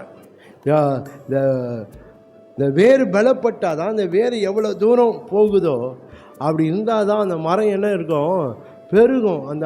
எந்த மரத்தில் வேறு அதிகமாக பரம்பி இருக்கோ அந்த மரத்தை பார்த்தீங்கன்னா அந்த மரத்தில் அநேக கிளைகள் இருக்கும். பாருங்கள், அநேக கிளை. எதனாலனா அந்த வேறு பரம்புறதுனால மேலே இருக்க மரத்தில் அநேக கிளைகள் தோன்றுவதை பார்க்க, அதோடைய பெருக்கத்தை பார்க்க முடியும். அது பெருசாக அகலமாக உயரமாகவும் அகலமாகவும் அந்த மரம் என்ன செய்யும், வளர ஆரம்பிக்கிறதை பார்க்க முடியும். என் வாழ்க்கையில் நாம் அது போல் இருக்க வேண்டும். நாம் பெறுகிறவர்களாக நாம் இருக்க வேண்டும். அப்படிலாம் இருந்தால் தான் நம்முடைய வாழ்க்கையில் நம்ம ஆசீர்வாதமாக இருக்க முடியும். நம்ம பலன்பட்டு நாம் வளரும் போது தான், நான் பலப்பட்டு பெருகும் போது தான் என் வாழ்க்கையில் வருகிற எதிர் சவால்களை என்னால் சமாளிக்க முடியும். ஒரு மரம் வளர்கிறதுனால் அதுக்கு மேலே வருகிற சவால்கள், புயல்கள் வரும்போது, சூறாவளிகள் வரும்போது அந்த மரம் எதிர்த்து நிற்கணும். பாருங்கள், மரம் எதிர்த்து நிற்குதுன்னா அது காரணம் என்னவென்றால் அந்த வேர் எவ்வளோ தூரம் பரம்பி இருக்கோ அவ்வளோ தூரம் அந்த மரம் என்ன செய்யும், எல்லா சவால்களையும் சந்திக்கும். இது போல என் வாழ்க்கையில் பிசாசினால் வருகிற சவால்களை நாம் எதிர்கொள்ள வேண்டும். பிசாசின் சவால்களை நாம் முறியடிக்க வேண்டும். எனக்கு விரோதமாய் வருகிற எதிர்ப்புகளை நான் என்ன செய்யணும், நான் முறியடிக்க வேண்டும். பாருங்கள், அதற்கு நான் பலப்பட்டு வளருகிறவனாகவும் நான் பெறுகிறவனாக இருந்தால் தான் என்னால் என்ன செய்ய முடியும், பிசாசினுடைய சவாலை முறியடிக்க முடியும். இல்லைன்னா ஒன்றுமே முடியாது. மரம் மெலிசா அப்படி இருந்தானே செய்யும், ஒரு காற்றுலேயே சாஞ்சிடும். மரம் சின்ன காற்று அடிச்சாவே என்ன செய்யும், சாஞ்சிடும். என்றைக்கு நம்முடைய வாழ்க்கையில் நான் எப்படி வரீங்க, எனக்கு விரோதமாய் வருகிற பிசாசினுடைய காரியங்கள்லாம் என்னால் எதிர்த்து நிற்க முடியுதா, இல்லை பிசாசின் காரியங்களுக்கு நான் அடிபணிஞ்சு போய்கொண்டு இருக்கிறேனா, பிசாசுக்கு நான் அடிமைத்தனமாக இருக்கிறேனா என்று நாம் பார்க்க வேண்டும். பிசாசு அடிமைத்தனாக்கா பாவம் மட்டும் இல்லை, இன்றைக்கி பிசாசு அடிமைத்தான் பாவம் அப்படின்னு சொல்லிட்டு நம்ம என்ன செய்கிறோம், போய்கொண்டு இருக்கிறோம். இல்லை, தேவனை விட்டு விலகிற எந்த காரியமும் என்னதான், பிசாசின் காரியம் தான். என்னை தேவனை விட்டு வழி விலக பண்ணுகிறதா, தேவனை விட்டு என்னை பிரிக்க வைக்கிறதா, அதை எதெல்லாம் செய்யுதோ அதெல்லாம் பிசாசு தான். அதெல்லாம் என்னால் என்ன செய்ய முடியல, என்னால் மேற்கொள்ள முடியல. தேவனை விட்டு பிரிக்கிற காரியங்கள், தேவனுக்கு எனக்கு இடைவெளி உண்டு பண்ணுகிற காரியங்கள் எல்லாம் பிசாசின் காரியம்தான். இன்றைக்கு அது போல என் வாழ்க்கையில் இருக்கா? ஏன் அதை என்னால் மேற்கொள்ள முடியல? ஏன் அதை என்னால் முறியடிக்க முடியல? ஏன் அதை என்னால் ஜெயிக்க முடியல? ஏனென்னா நான் வளராமல் பெருகாமல் இருக்கிற காரியம். ஏன் வளரலை, ஏன் பெருகலை?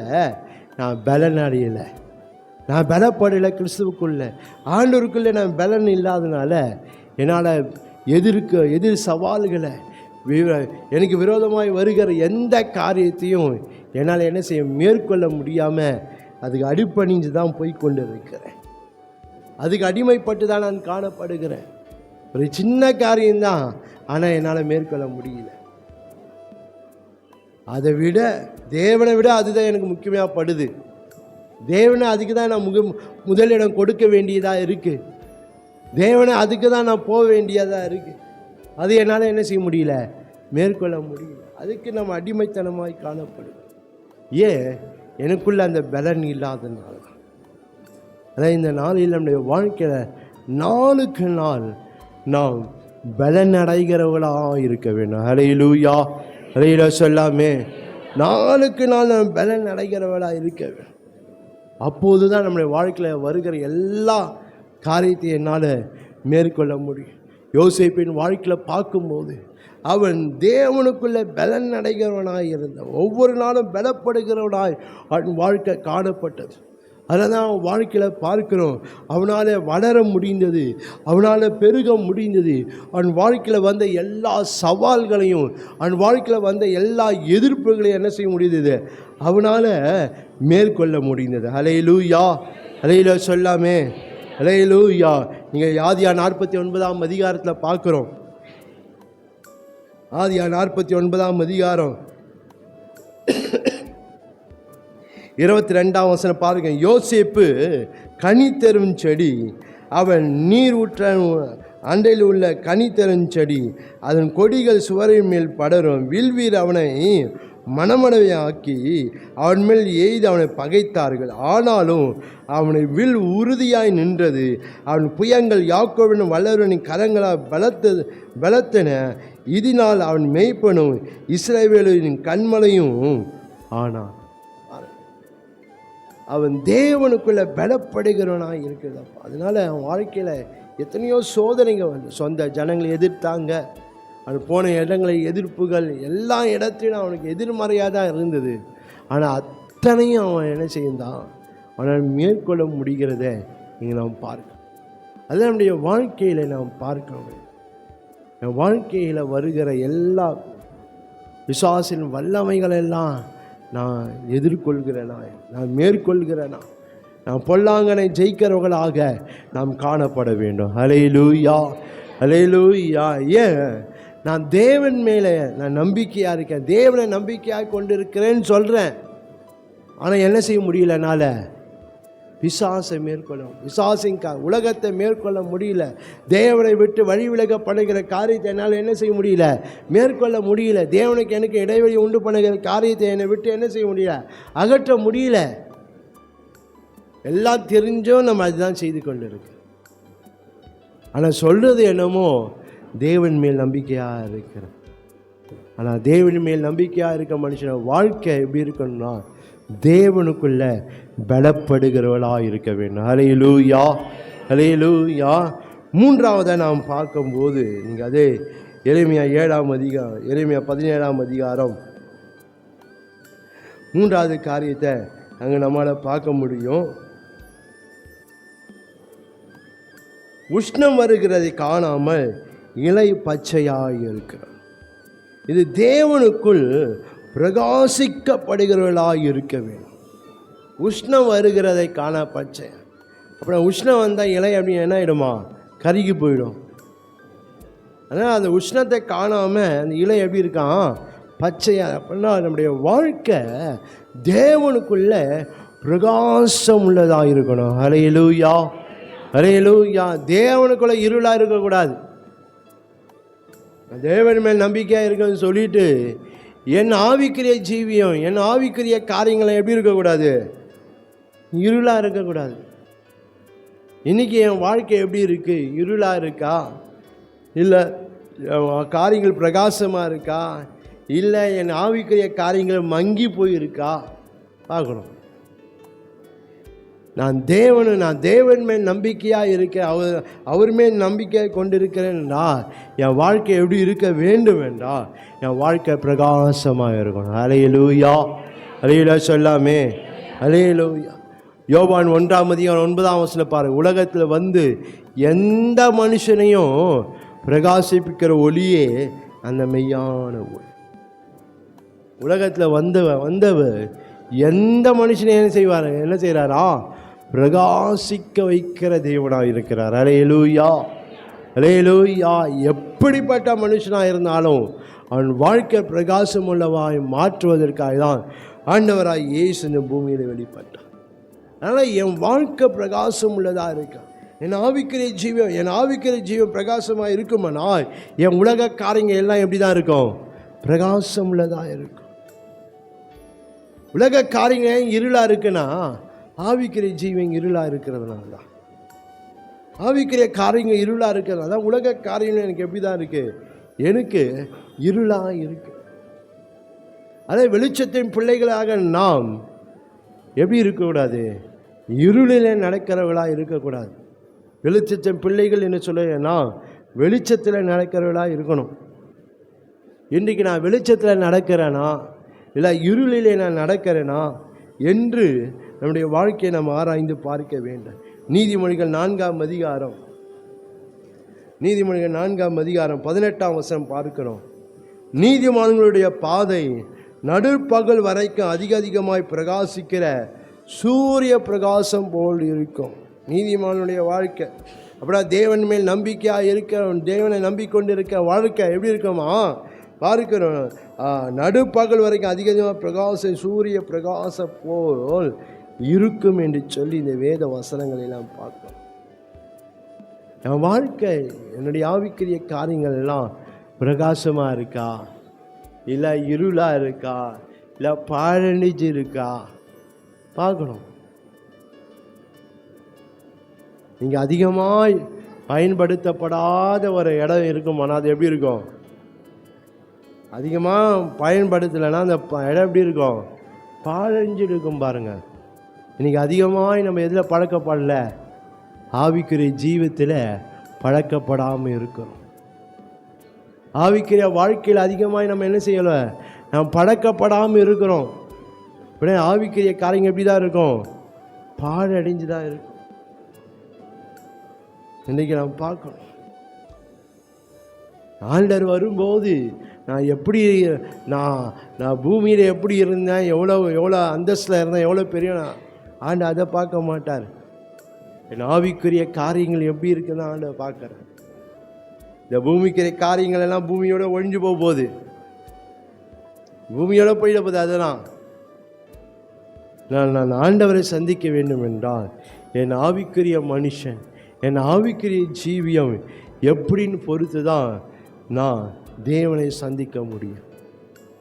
அதனால் என் ஆவிக்குரிய ஜீவியம் பிரகாசமாக இருக்குமானால் அந்த பிரகாசமுள்ள தேவனை என்னால் சந்திக்க முடியும். அல்லேலூயா, அல்லேலூயா. 34 சங்கீதம் 5 பார்க்கிறோம். அவர்கள் அவரை நோக்கி பார்த்து பிரகாசம் அடைந்தார்கள். அவரை நோக்கி பார்த்தா தான் என்ன ஆக முடியும்?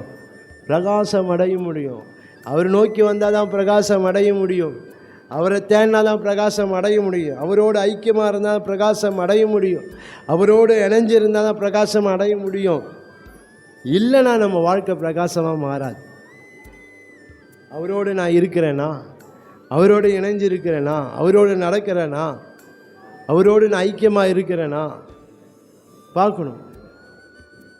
என் வாழ்க்கை பிரகாசமாக இல்லைன்னா நான் என் வாழ்க்கை எப்படி இல்லை? அவரோடு இல்லைன்னு அர்த்தம். வாழ்க்கை நான் அவரோடு, நான் சில வேலையில் நம்ம சொல்ல நான் அவரோடு தான் இருக்கிறேன், அவரோடு கூட இருந்தால் என் வாழ்க்கை நிச்சயமாக தான் என்னதான் இருக்கணும்? பிரகாசமாக இருக்கணும். வாழ்க்கை பிரகாசம் இல்லைன்னா நான் அவரோடு இல்லாமல் இருக்கிறேன்னு அர்த்தம். அதனால் நம்முடைய வாழ்க்கை எப்போதும் பிரகாசம் உள்ளதாய் இருக்க வேண்டும். எபேசியர் 5ஆம் அதிகாரம்.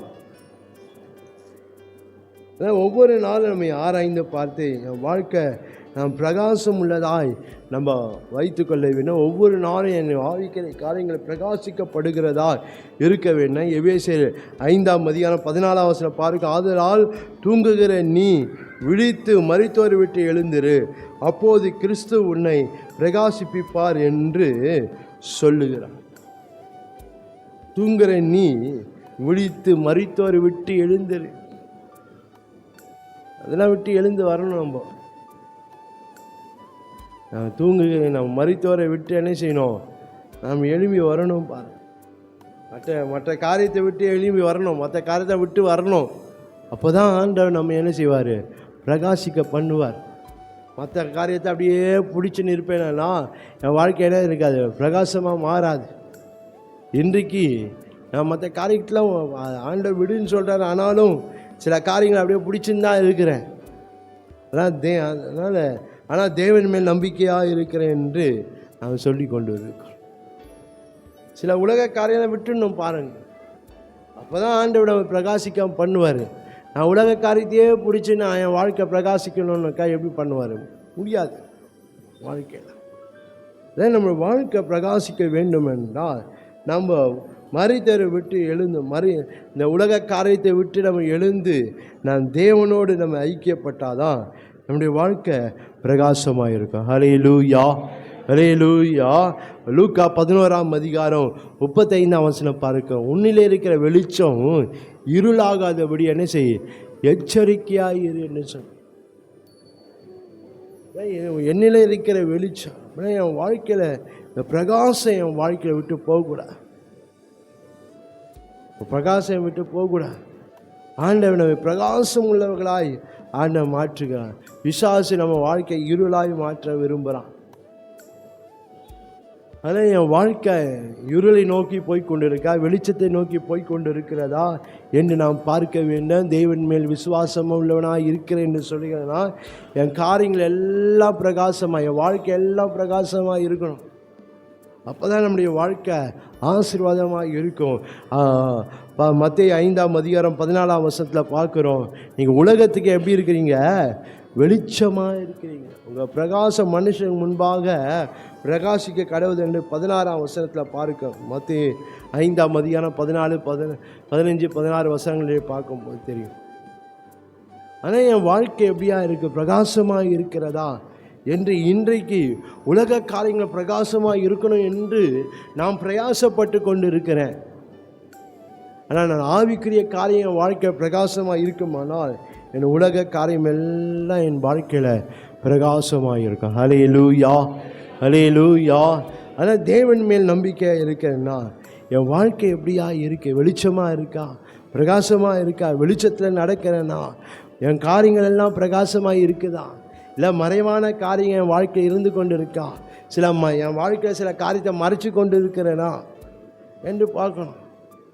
இன்றைக்கு சில காரியங்களை நாம் தேவனத்தில் மறைச்சு தான் என்ன செய்யிருக்கோம், வாழ்ந்து கொண்டு இருக்கிறோம். வெளிப்படையாக எதுவும் சொல்ல முடியல. இன்றைக்கும் பெற்றோரிடத்தில் வெளிப்படையாக எதுவும் என்ன செய்ய முடியல, சொல்ல முடியல. நீ பெற்றோருக்கு மறைப்பீர்களானா தேவனுக்கு என்ன தான் செய்வீங்க? மறைக்க தான் செய்வீங்க. அது என்னன்னா அது இருளான ஒரு வாழ்க்கை. இந்த வாழ்க்கையை நாம் பார்க்கணும். என் வாழ்க்கை தேவனுக்கு மறைவான காரியம் இருக்கா? அது என்னன்னா அது இருளான வாழ்க்கை. அதை விட்டு நம்ம வெளியே வரணும். என் வாழ்க்கை பிரகாசமாக இருந்தால் தான் அந்த தேவனை நம்ம என்ன செய்ய முடியும், நம்மளால் பார்க்க முடியும். ஹல்லேலூயா. மத்தேயு 13ஆம் அதிகாரத்தில் நாம் வாசித்து பார்க்கும்போது அங்கே நாம் பார்க்கிறோம். மத்தேயு 13ஆம் அதிகாரம் 43ஆம் வசனத்தில் நீங்கள் வாசித்து பார்ப்பீர்களா? அப்போது நீதிமான்கள் தங்கள் பிதாவின் ராஜ்யத்தில் சூரியனைப் போல் பிரகாசிப்பார்கள். கேட்கிறது காது உள்ளவன் கேட்க கடவன். பிதாவின் அப்போது நீதிமான்கள் தங்கள் பிதாவின் ராஜ்யத்தை, அப்படின்னா பரலோக ராஜ்யத்தை எப்படி இருப்பாங்கன்னா சூரியனை போல பிரகாசிப்பார்கள். ஏன்? அவங்க பூமியில் அது போல் இருந்ததுனால தான். ஹல்லேலூயா. அவங்க வாழ்க்கை பூமியிலும் பிரகாசமாக இருந்ததுனால தான் அந்த ராஜ்யத்தில், இந்த பிரகாசம் உள்ள ராஜ்யத்தில் அவங்க எப்படி இருந்தாங்க, எப்படி இருப்பாங்க, பிரகாசம் உள்ளவர்களாக இருப்பாங்க. இந்த பூமியில் நான் இருளான ஒரு வாழ்க்கையில் இருந்து கொண்டு இருப்பேனால், நம்முடைய வாழ்க்கை இருந்து கொண்டு இருக்கோம்னா நம்ம ராஜ்யத்தில் என்ன செய்ய முடியாது, பிரவேசிக்க முடியாது. அதாவது தேவனை காரியத்தை தவிர்த்து வேறு எந்த காரியமும், தேவனால் அங்கீகரிக்கப்படாத, தேவனால் சொல்லப்படாத எந்த காரியம் வாழ்க்கையில் இருந்தாலும் அது என்னதான், அது இருளான காரியம்தான். காரியத்தை தேவன் அங்கீகரிக்கலையா, ஆண்ட காரியத்தை சொல்லலையா, நான் செய்து கொண்டு இருக்கிறேன். அங்கீகரிக்காத செயல்கள், தேவன் சொல்லாத செயல்கள், தேவன் விருப்பமில்லாத செயல்கள் செய்து கொண்டு இருக்கிறேனா, அது என்ன, நான் இருளில் இருக்கிறேன்னு அர்த்தம். சொல்கிறது என்னமோ நான் தேவனிடத்தில் பிரகாசம், நான் தேவன் மேலே நம்பிக்கையாக இருக்கிறேன்னு சொல்கிறேன். ஆனால் என் காரியம் என்ன, எப்படி இல்லை, பிரகாசமாக இல்லை. ஏன்? தேவன் அங்கீகரிக்காத செயல், தேவன் விருப்பமில்லாத செயலா, தேவன் சொல்லாத காரியத்தை நான் செய்து கொண்டு இருக்கிறேன். அதாவது நம்ம ஆராய்ந்து பார்த்து நம்மை சுத்திகரித்து நாம் தேவன் என்ன நான் சொல்லியிருக்கிறாரோ அதிலே நாம் காணப்பட வேண்டும். ஏனென்றால் கண்மலை மேல் கட்டப்பட்டவன் யாரு? புத்தியுள்ள மனுஷன். கண்மலை கட்டப்பட்டவன் யாரு? அவன் தேவன் சொன்ன வார்த்தையின்படி நடக்கிறவன் தான் புத்தியுள்ள மனுஷன். ஹல்லேலூயா, ஹல்லேலூயா.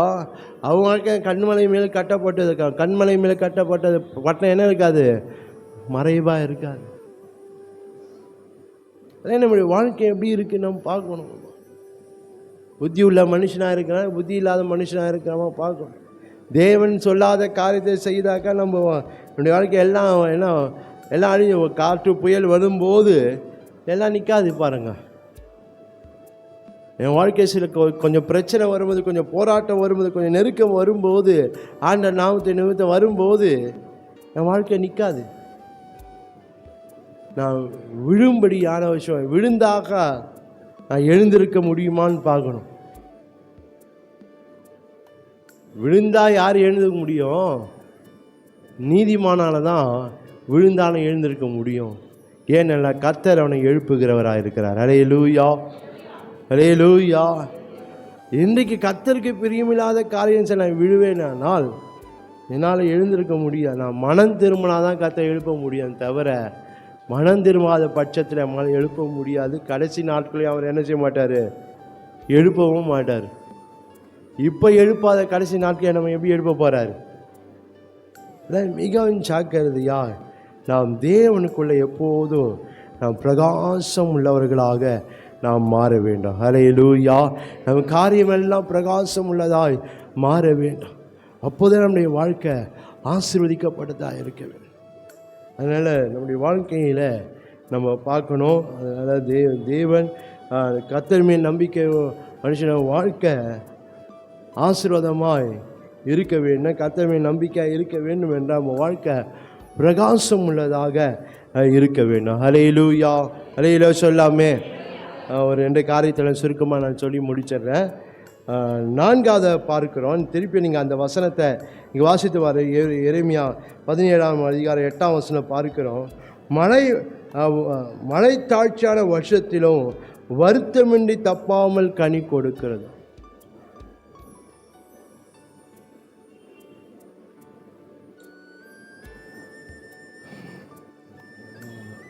நாம் பார்க்கிறோம். இது எதை காட்டுகிறதுனா, நாம் தேவனுக்குள்ளே நிலைத்திருக்கிறவர்களாக இருக்க வேண்டும். என்ன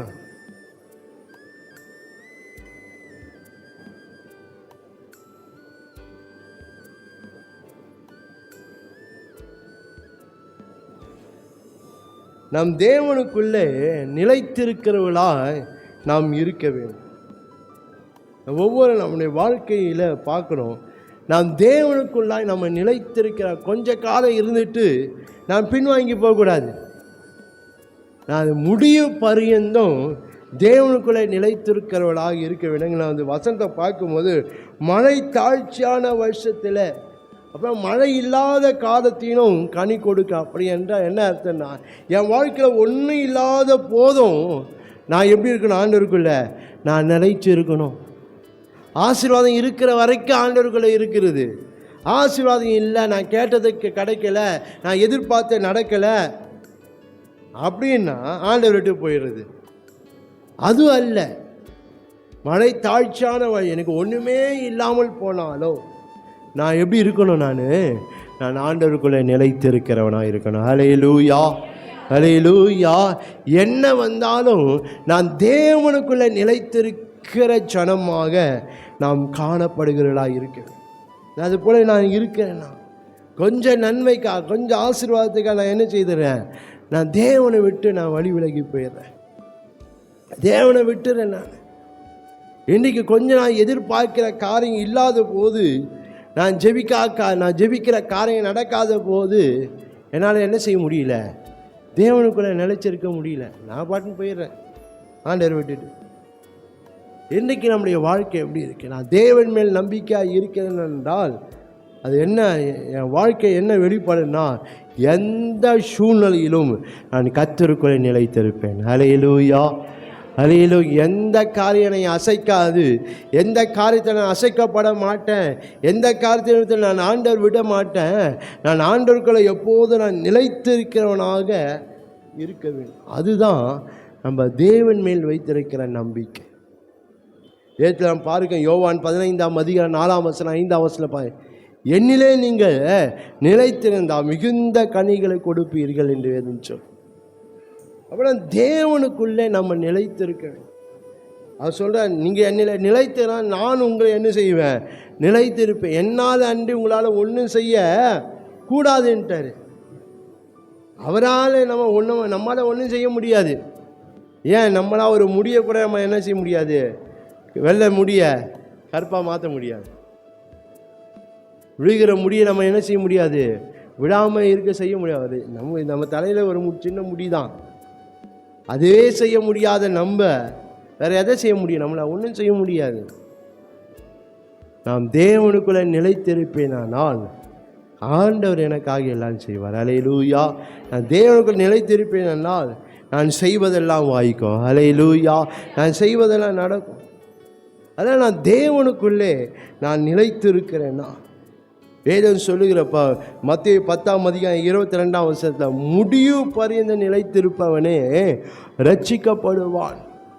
நான் முடிவு பரியந்த என் வாழ்க்கையை நான் நிலைத்திருக்கிறேன்னா, இல்லை ஒரு சின்ன காரியத்துக்காக நான் ஆண்டவர் விட்டு விளைகிறேன்னா, ஆண்டவர் வழிகளை விட்டு விளைகிறேன்னா, ஆண்டவருடைய கற்பனை கட்டளை விட்டு நான் விளைகிறேன்னா, ஆண்டவர் சொன்ன காரியத்தை விட்டு நான் விளைகிறேன்னா என்று நாம் பார்க்க வேண்டும். ஒரு சின்ன ஆசை, ஒரு அழிந்து போகிற ஒரு நன்மைக்காக, ஒரு ஆசீர்வாதத்துக்காக நான் அப்படி செய்து கொண்டு இருக்கிறேன்னா என்று நாம் பாருங்க. எப்போது என்ன சூழ்நிலை இருந்தாலும், என் ஜீவனே போனாலும் நம்ம எப்படி தான் இருக்கணும்? சொல்லுங்களேன். நான் கர்த்தருக்குள்ளே நிலைச்சிருக்கணும். ஹல்லேலூயா. அப்படி தான் அந்த சாத்ராக் மேஷாக் ஆபேத்நேகோ சொன்னேன். எங்கள் ஜீவனே போனாலும் பரவாயில்ல, நாங்கள் என்ன செய்வோம்? நாங்கள் கர்த்தருக்குள்ளே தான் நிலைச்சிருப்போம். ஹல்லேலூயா. எங்களை விடுவித்தாலும் விடுவிக்காமல் போனாலும் நாங்கள் நீ செய்த பொருட்களை நாங்கள் என்ன செய்ய மாட்டோம்? வணங்க மாட்டோம். நாங்கள் கர்த்தருக்குள்ளே தான் நிலைத்திருப்போம், தேவனுக்குள்ளே தான் நாங்கள் நிலைத்திருப்போம் என்று அந்த சூழ்நிலையிலே அவங்க சொல்லுகிறத பார்க்கணும். இன்றைக்கு நம்ம ஆண்டவராக இயேசு கிறிஸ்து வாழ்க்கையை விட்டு நம்ம என்ன செய்து கொண்டு இருக்கிறோம்? சில வேளைகளிலே நம்ம எதிர்பார்க்கிற காரியம் இல்லாத பட்சத்தில் நாம் ஆண்டவர் விட்டு நான் பின்வாங்கி போகிற நிலையிலே நம்முடைய வாழ்க்கை காணப்படுகிறது. லூக்கா 9:62 பார்க்குறோம். அதுக்கு இயேசு கலப்பையின் மேல் தன் கையை வைத்து பின்னிட்டு பார்க்கிற எவனும் தேவனுடைய ராஜ்யத்துக்கு தகுதி உள்ளவன் அல்ல. இன்னைக்கு ஆண்டவர் அறிந்து நம்ம பின்னிட்டு பார்ப்போமானால், என் வாழ்க்கையில் பின்மாற்றம் இருக்குமானால், தேவனை விட்டு நான் பின்வாங்கி இருப்பேனானா நான் தேவனுடைய ராஜ்யத்துக்கு தகுதியானவர்கள் அல்ல. தேவனுடைய ராஜ்யத்துக்கு நம்ம சொந்தமானவர்கள் அல்ல. தேவனுடைய ராஜ்யத்தை நம்மளால் என்ன செய்ய முடியாது? போகவே முடியாது. என்னாலும் ஜீவனே போனாலும் கர்த்தருக்குள்ளே நான் நிலைத்திருப்பேன் என்று யார் சொல்கிறாங்களோ, யாருடைய வாழ்க்கை அப்படி இருக்குது, அவங்களால தான் நம்ம என்ன செய்ய முடியும், இந்த நித்திய ராஜ்யத்துக்குள்ளே பிரவேசிக்க முடியும். இன்றைக்கு நான் அது போல் இருக்கிறேனா, இல்லை நான் வழி விலகி போய் கொண்டு இருக்கிறேனா, பாதை மாறி போய் கொண்டு இருக்கிறேனா இன்னும் நான் பார்க்கணும். ஆண்டவர் விட்டு விலகி போய் கொண்டு இருக்கிறேனா, ஆண்ட உறவை விட்டு விலகி போய் கொண்டு இருக்கிறேனா, ஆண்டவருடைய காரியங்கள் கசப்பாக இருக்குதா, ஆண்டவர் காரியங்கள் எனக்கு வேண்டாதா இருக்கா, இல்லை சில பேர் ஆண்டவர் காரியம் எனக்கு எரிச்சல் உண்டாக்குதா, இதெல்லாம் ஒரு பின்மாற்ற ஒரு நிலையை காட்டுது. இதிலெல்லாம் நம்ம வரணும் வெளியே வந்து நம்ம ஆண்டவரோடு நாம் நிலைத்து இருக்கிறவர்களாக இருக்க வேண்டும். ஹல்லேலூயா. எந்த நிலையிலும் ஆண்டவருக்குள்ளே நாம் நிலைத்திருந்தால் தான் நாம் அந்த நித்திய ராஜ்யத்துக்கு போக முடியும். அப்படி இருக்கிறவர்கள் தான் தேவன் தங்களை தெய்வமாய் தங்களை நம்பிக்கையாய் கொண்டிருக்கிற மனுஷன். ஆனால் நான் தேவன் மேல் நம்பிக்கையாக கொண்டு இருக்கிறேன்னு சொல்லிட்டு நான் தேவனுக்குள்ளே நிலைச்சி இல்லைன்னா நான் வெறும் வாயினால் பேசி கொண்டு இருக்கிறேன். அதனால் நான் தேவன் மேல் நம்பிக்கையாக கொண்டிருக்கேன். என் வாழ்க்கை கர்த்தருக்குள்ளே எப்போது நிலைத்திருக்கிறதா இருக்கணும். ஹல்லேலூயா. கடைசியாக நான் சொல்லி முடிக்கிறேன். கடைசியாக நான் பார்க்கும்போது அந்த எரேமியா 17ஆம் அதிகாரம் 8ஆம் வசனத்தில் நாம் பார்க்கிறோம். எல்லாம் சொல்லிட்ட பிறகு மரத்தை போல் இருப்பான். மரத்தை அப்படியே எதை காட்டுற, தேவனுக்குள் பயன்படுகிறவளாக இருக்கணும். மரம் என்பது பார்க்கும்போது அநேகருக்கு பயனுள்ளதாக இருக்கும். ஹல்லேலூயா. ஒரு மரம் இருக்கணும், அதில் அநேக மனுஷர்கள் பயன்படுவாங்க, மிருகங்கள், பறவைகள் எல்லாம் என்ன செய்யும், ஒரு மரம் பயனுள்ளதாக இருக்கும். போல் கர்த்தர் மேல் நம்பிக்கை கொண்டிருக்க மனுஷன் அந்த மரத்தை போல் இருப்பான்னா அவன் எப்படி இருக்கணும், அவன் தேவனுக்குள்ளே பயன்படுகிறவர்களாக இருக்க வேண்டும். தேவனுக்குள்ளே நாம் பயன்படுகிறவர்களாக இருக்கிறோமா என்று பார்க்கணும். வசனம் சொல்லுது, நல்ல மரம், நல்ல கனி கொடுக்காத மரம்லாம் லூக்கா 3ஆம் அதிகாரம் 9ஆம் வசனம் பார்க்க, நல்ல கனி கொடாத மரம் வெட்டுண்டு அக்கினியில் போடப்படும். அப்படின்னா என்ன, பயனில்லாத மரமெல்லாம் அக்கினியில் வெட்டுண்டு போடப்படும். இன்னைக்கு நான் பயனுள்ளவனாக இருக்கிறேனா, தேவனுக்குள்ளே நான் பயனுள்ளவனாக இருக்கிறேனா, தேவனுக்குள்ளே நான் பயன்படுகிறவனாக இருக்கிறேனா, ஏதோ ஒரு விதத்தில் நான் தேவனுக்கு பயனுள்ளவனாக இருக்கிறேனா என்று நாம் பார்க்க வேண்டும். எதுக்காக என்னை ரட்சித்த, எதுக்காக எனக்கு தெரியும், எனக்கு எதுக்காக கிருபைகளை தந்திருக்க, எதுக்காக அபிஷேகம் தந்திருக்கிறாரு, ஏதோ ஒரு விதத்தில் நான் பயனுள்ளவனாக இருப்பதற்கு தான். இன்றைக்கு நான் பயனுள்ளவனாக இருக்கிறேனா, இல்லை பயனற்றவனாக இருக்கிறேனா, பிரயோஜனம் உள்ளவனாக இருக்கிறேன், பிரயோஜனமற்றவனாக இருக்கிறேனா. வேதம் பிரயோஜனமற்ற ஊழியக்காரனா என்ன செய்யலாம், பற்கடிப்பு இருள் நிறைந்த இடத்துக்கு தள்ளப்படுவான் என்று வேதம் சொல்லுது. இன்றைக்கு நான் பிரயோஜனம் உள்ளவனாக இருக்கிறேனா, இல்லை பிரயோஜனமற்றவனாக இருக்கிறேனா என்று பார்க்கிறேன். ஆனால் சொல்வது என்னமோ ஆண்டவர் மேலே நம்பிக்கையாக இருக்கிறேன், நான் ஆண்டவர் மேலே நம்பிக்கையாக இருக்கிறேன் என்று சொல்வேனா என் வாழ்க்கை கர்த்தருக்குள் பிரயோஜனமாக இருக்கும், கர்த்தருக்குள்ள பயன்படுகிறதாய் இருக்கும். ஏதோ ஒரு விதத்தில் நான் கர்த்தருக்கு நான் தேவனுக்கு பயன்படுகிறோமா, தேவனுடைய காரியத்தில் நான் பயன்படுகிறதா இருக்கிறோம், நான் பிரயோஜனமுள்ள ஜனமாக இருக்கிறோமா என்று நாம் ஆராய்ந்து பார்க்க வேண்டும். நீங்கள் பிரயோஜனம் இருக்கிறேனா, பிரயோஜனம் மற்றவனாக இருக்கான், பயனற்றவனாக இருக்கிறேனா என்று நாம் ஆண்டவன் நம்மை பயன்படுத்த விரும்புகிறார். நாம் யாராக இருந்தாலும் சரி, இன்றைக்கு நாம் தேவன் பயன்படுத்துகிற அளவுக்கு நம்ம வாழ்க்கை இருக்கிறதா என்று பார்க்கணும். எல்லாத்தையும் விட்டு என் பின்னே வான்னு சொன்னார் பேதுரை பார்த்து. அவன் எல்லாத்தையும் விட்டுட்டு வந்துட்டான். அதே போல் சீஷர்கள் யாரெல்லாம் அழைத்தாரோ அங்கே அழைத்தது எல்லாத்தையும் விட்டு வந்துட்டாங்க. ஏன், அவங்க நம்பிக்கையெல்லாம் கர்த்தர் மேலே இருந்ததுனால. ஹல்லேலூயா. ஹல்லேலூயா சொல்லாமே, ஹல்லேலூயா. அதனால தான் அவங்க வாழ்க்கை தேவனுக்கு பயன்படுதாக இருந்தது. அவர் சர்வ வல்லமையுள்ள தேவன், சர்வ ஞானி, அவரே ஞானம், அவரே புத்தி, அவரே அறிவு, எல்லாம் அவரு தான். ஆனால் யாரை போய் அழைச்சாரு? படிப்பறிவு இல்லாதவர்களை, படிக்க தெரியாத போய் அழைச்சாரு. அவங்கள அவருக்கு என்ன பண்ணினாங்க? பயனுள்ளவர்களாக இருந்தாங்க. ஹல்லேலூயா, ஹல்லேலூயா. இன்றைக்கு நம்முடைய வாழ்க்கையில் நாம் எப்படி இருக்கோம்? இன்றைக்கு ஆண்டவருக்கு நாம் பயனுள்ளவர்களாக இருக்கிறோம். ஆனால் சொல்கிறேன், நான் தேவன் மேல் நம்பிக்கையாக இருக்கிறேன். தேவன் மேலே என் நம்பிக்கை என்ன? என் நம்பிக்கை எல்லாம் ஆண்டவர் தான் சொல்கிறோம். ஆனால் தேவனுக்கு ஒரு காரியத்தில் நம்ம என்ன செய்ய மாட்டோம்? நாம் பிரயோஜனப்பட மாட்டேன்றோம். ஒரு காரியத்தை கர்த்தருக்கு நாம் பயனுள்ளவர்களாக இருக்க மாட்டேன்றோம். எனக்கு நம்ம ஆராய்ந்து பார்த்து நம்ம அர்ப்பணித்து நாம் தேவனுக்கு பிரயோஜனம் உள்ள, தேவனுக்கு பயனுள்ள ஜனங்களாக நாம் மாற வேண்டும். அதுதான் தேவன் மேல் வைத்திருக்கிற நம்பிக்கை. அவர்கள் தான் தேவன் மேலே நம்பிக்கையாக இருக்கிற மனுஷன். ஹல்லேலூயா, ஹல்லேலூயா. நான் தேவனுக்கு பயன் இல்லாமல் இருப்பேனால் நான் யாரும் இல்லை, நான் தேவன் மேலே நம்பிக்கை வைக்கிற மனுஷன் அல்ல. அதே நம்மை ஆராய்ந்து பார்த்து நம்ம சுத்திகரித்து நம்ம மனம் திரும்பி இந்த தேவன் மேல் நம்பிக்கை வைக்கிற மனுஷனும் வாழ்க்கை இதெல்லாம் அதெல்லாம் என் வாழ்க்கையில் காணப்படுகிறதா என்று நம்ம ஆராய்ந்து பார்த்து நம்மை அதுக்கு அர்ப்பணித்து தேவன் மேல் நம்பிக்கை மனுஷன், அவர் நம்பிக்கொண்டு இருக்க மனுஷன் வாழ்க்கை இதெல்லாம் காணப்பட அது போல என் வாழ்க்கையில் காணப்படுவதற்கு நாம் அர்ப்பணிப்போமானால் நிச்சயமாக தேவன் நம்மை அவர் ஆசீர்வதிக்கிற தேவனாக இருக்கிறார். ஹல்லேலூயா. கண்களை மூடி நான் ஜெபம் பண்ணலாம். ஸ்தோத்திர ஆண்டவரே, நன்றியோடு கூட ஸ்தோத்திரிக்கிறேன். துதிக்கிறாங்க. அப்போ கர்த்தரை நம்புகிறவனுடைய வாழ்க்கை எப்படி இருக்கும் என்று சொல்லி இந்த நாளில் எங்களோடு பேசினீராங்க. இன்றைக்கு நாங்கள் ஏதோ சொல்லிக்கொண்டோம், கர்த்தர் மேல் நம்பிக்கையாக இருக்க என்னென்னோ சொல்லிக்கொண்டோம். ஆனால் கர்த்தர் மேல் நம்பிக்கையாக இருக்க என் வாழ்க்கை எப்படி இருக்கணும், எப்படி இருக்க வேண்டும் என்று சொல்லி இந்த நாளில் எங்களோடு பேசியிருக்கிறீர்கள் ஆண்டவரே.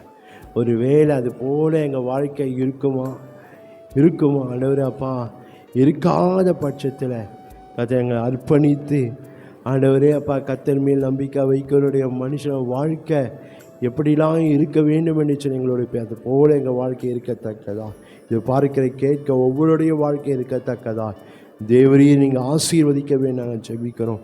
கர்த்தருக்குள்ளே நாட்டப்பட்டவர்களாய், கர்த்தருக்குள்ள தேவனுக்குள்ளே நாட்டப்பட்ட தேவனுக்குள்ளே பலப்படுத்தப்படுகிறவர்களாய், தேவனுக்குள்ளே பிரகாசிக்கப்படுகிற, தேவனுக்குள்ளே நிலைத்திருக்கிறவர்களாய், தேவனுக்குள்ளே பயன்படுகிறவர்களாய் கர்த்தர் எங்கள் வாழ்க்கையை ஆண்டவரே நீங்கள் மாற்றி ஆண்டவரே எங்களை நீங்கள் ஆசீர்வதிக்க வேண்டும் நாங்கள் ஜெபிக்கிறோம் ஆண்டவரே. தொடர்ந்து நம்முடைய வல்லக்கரங்களோடு கூட இந்த வழி நடத்துங்க, ஆசீர்வதிங்க, பெரிய காரியங்கள் செய்யுங்க. எல்லா துதிக்கான மகிமை செலுத்துகிறோம். இயேசுவின் நாமத்தில் ஜெபிக்கிறோம் பிதாவே, ஆமென், ஆமென். கர்த்தர் உங்களை ஒரு ஆசீர்வதிப்பார், உங்களோட கூட இருப்பார்.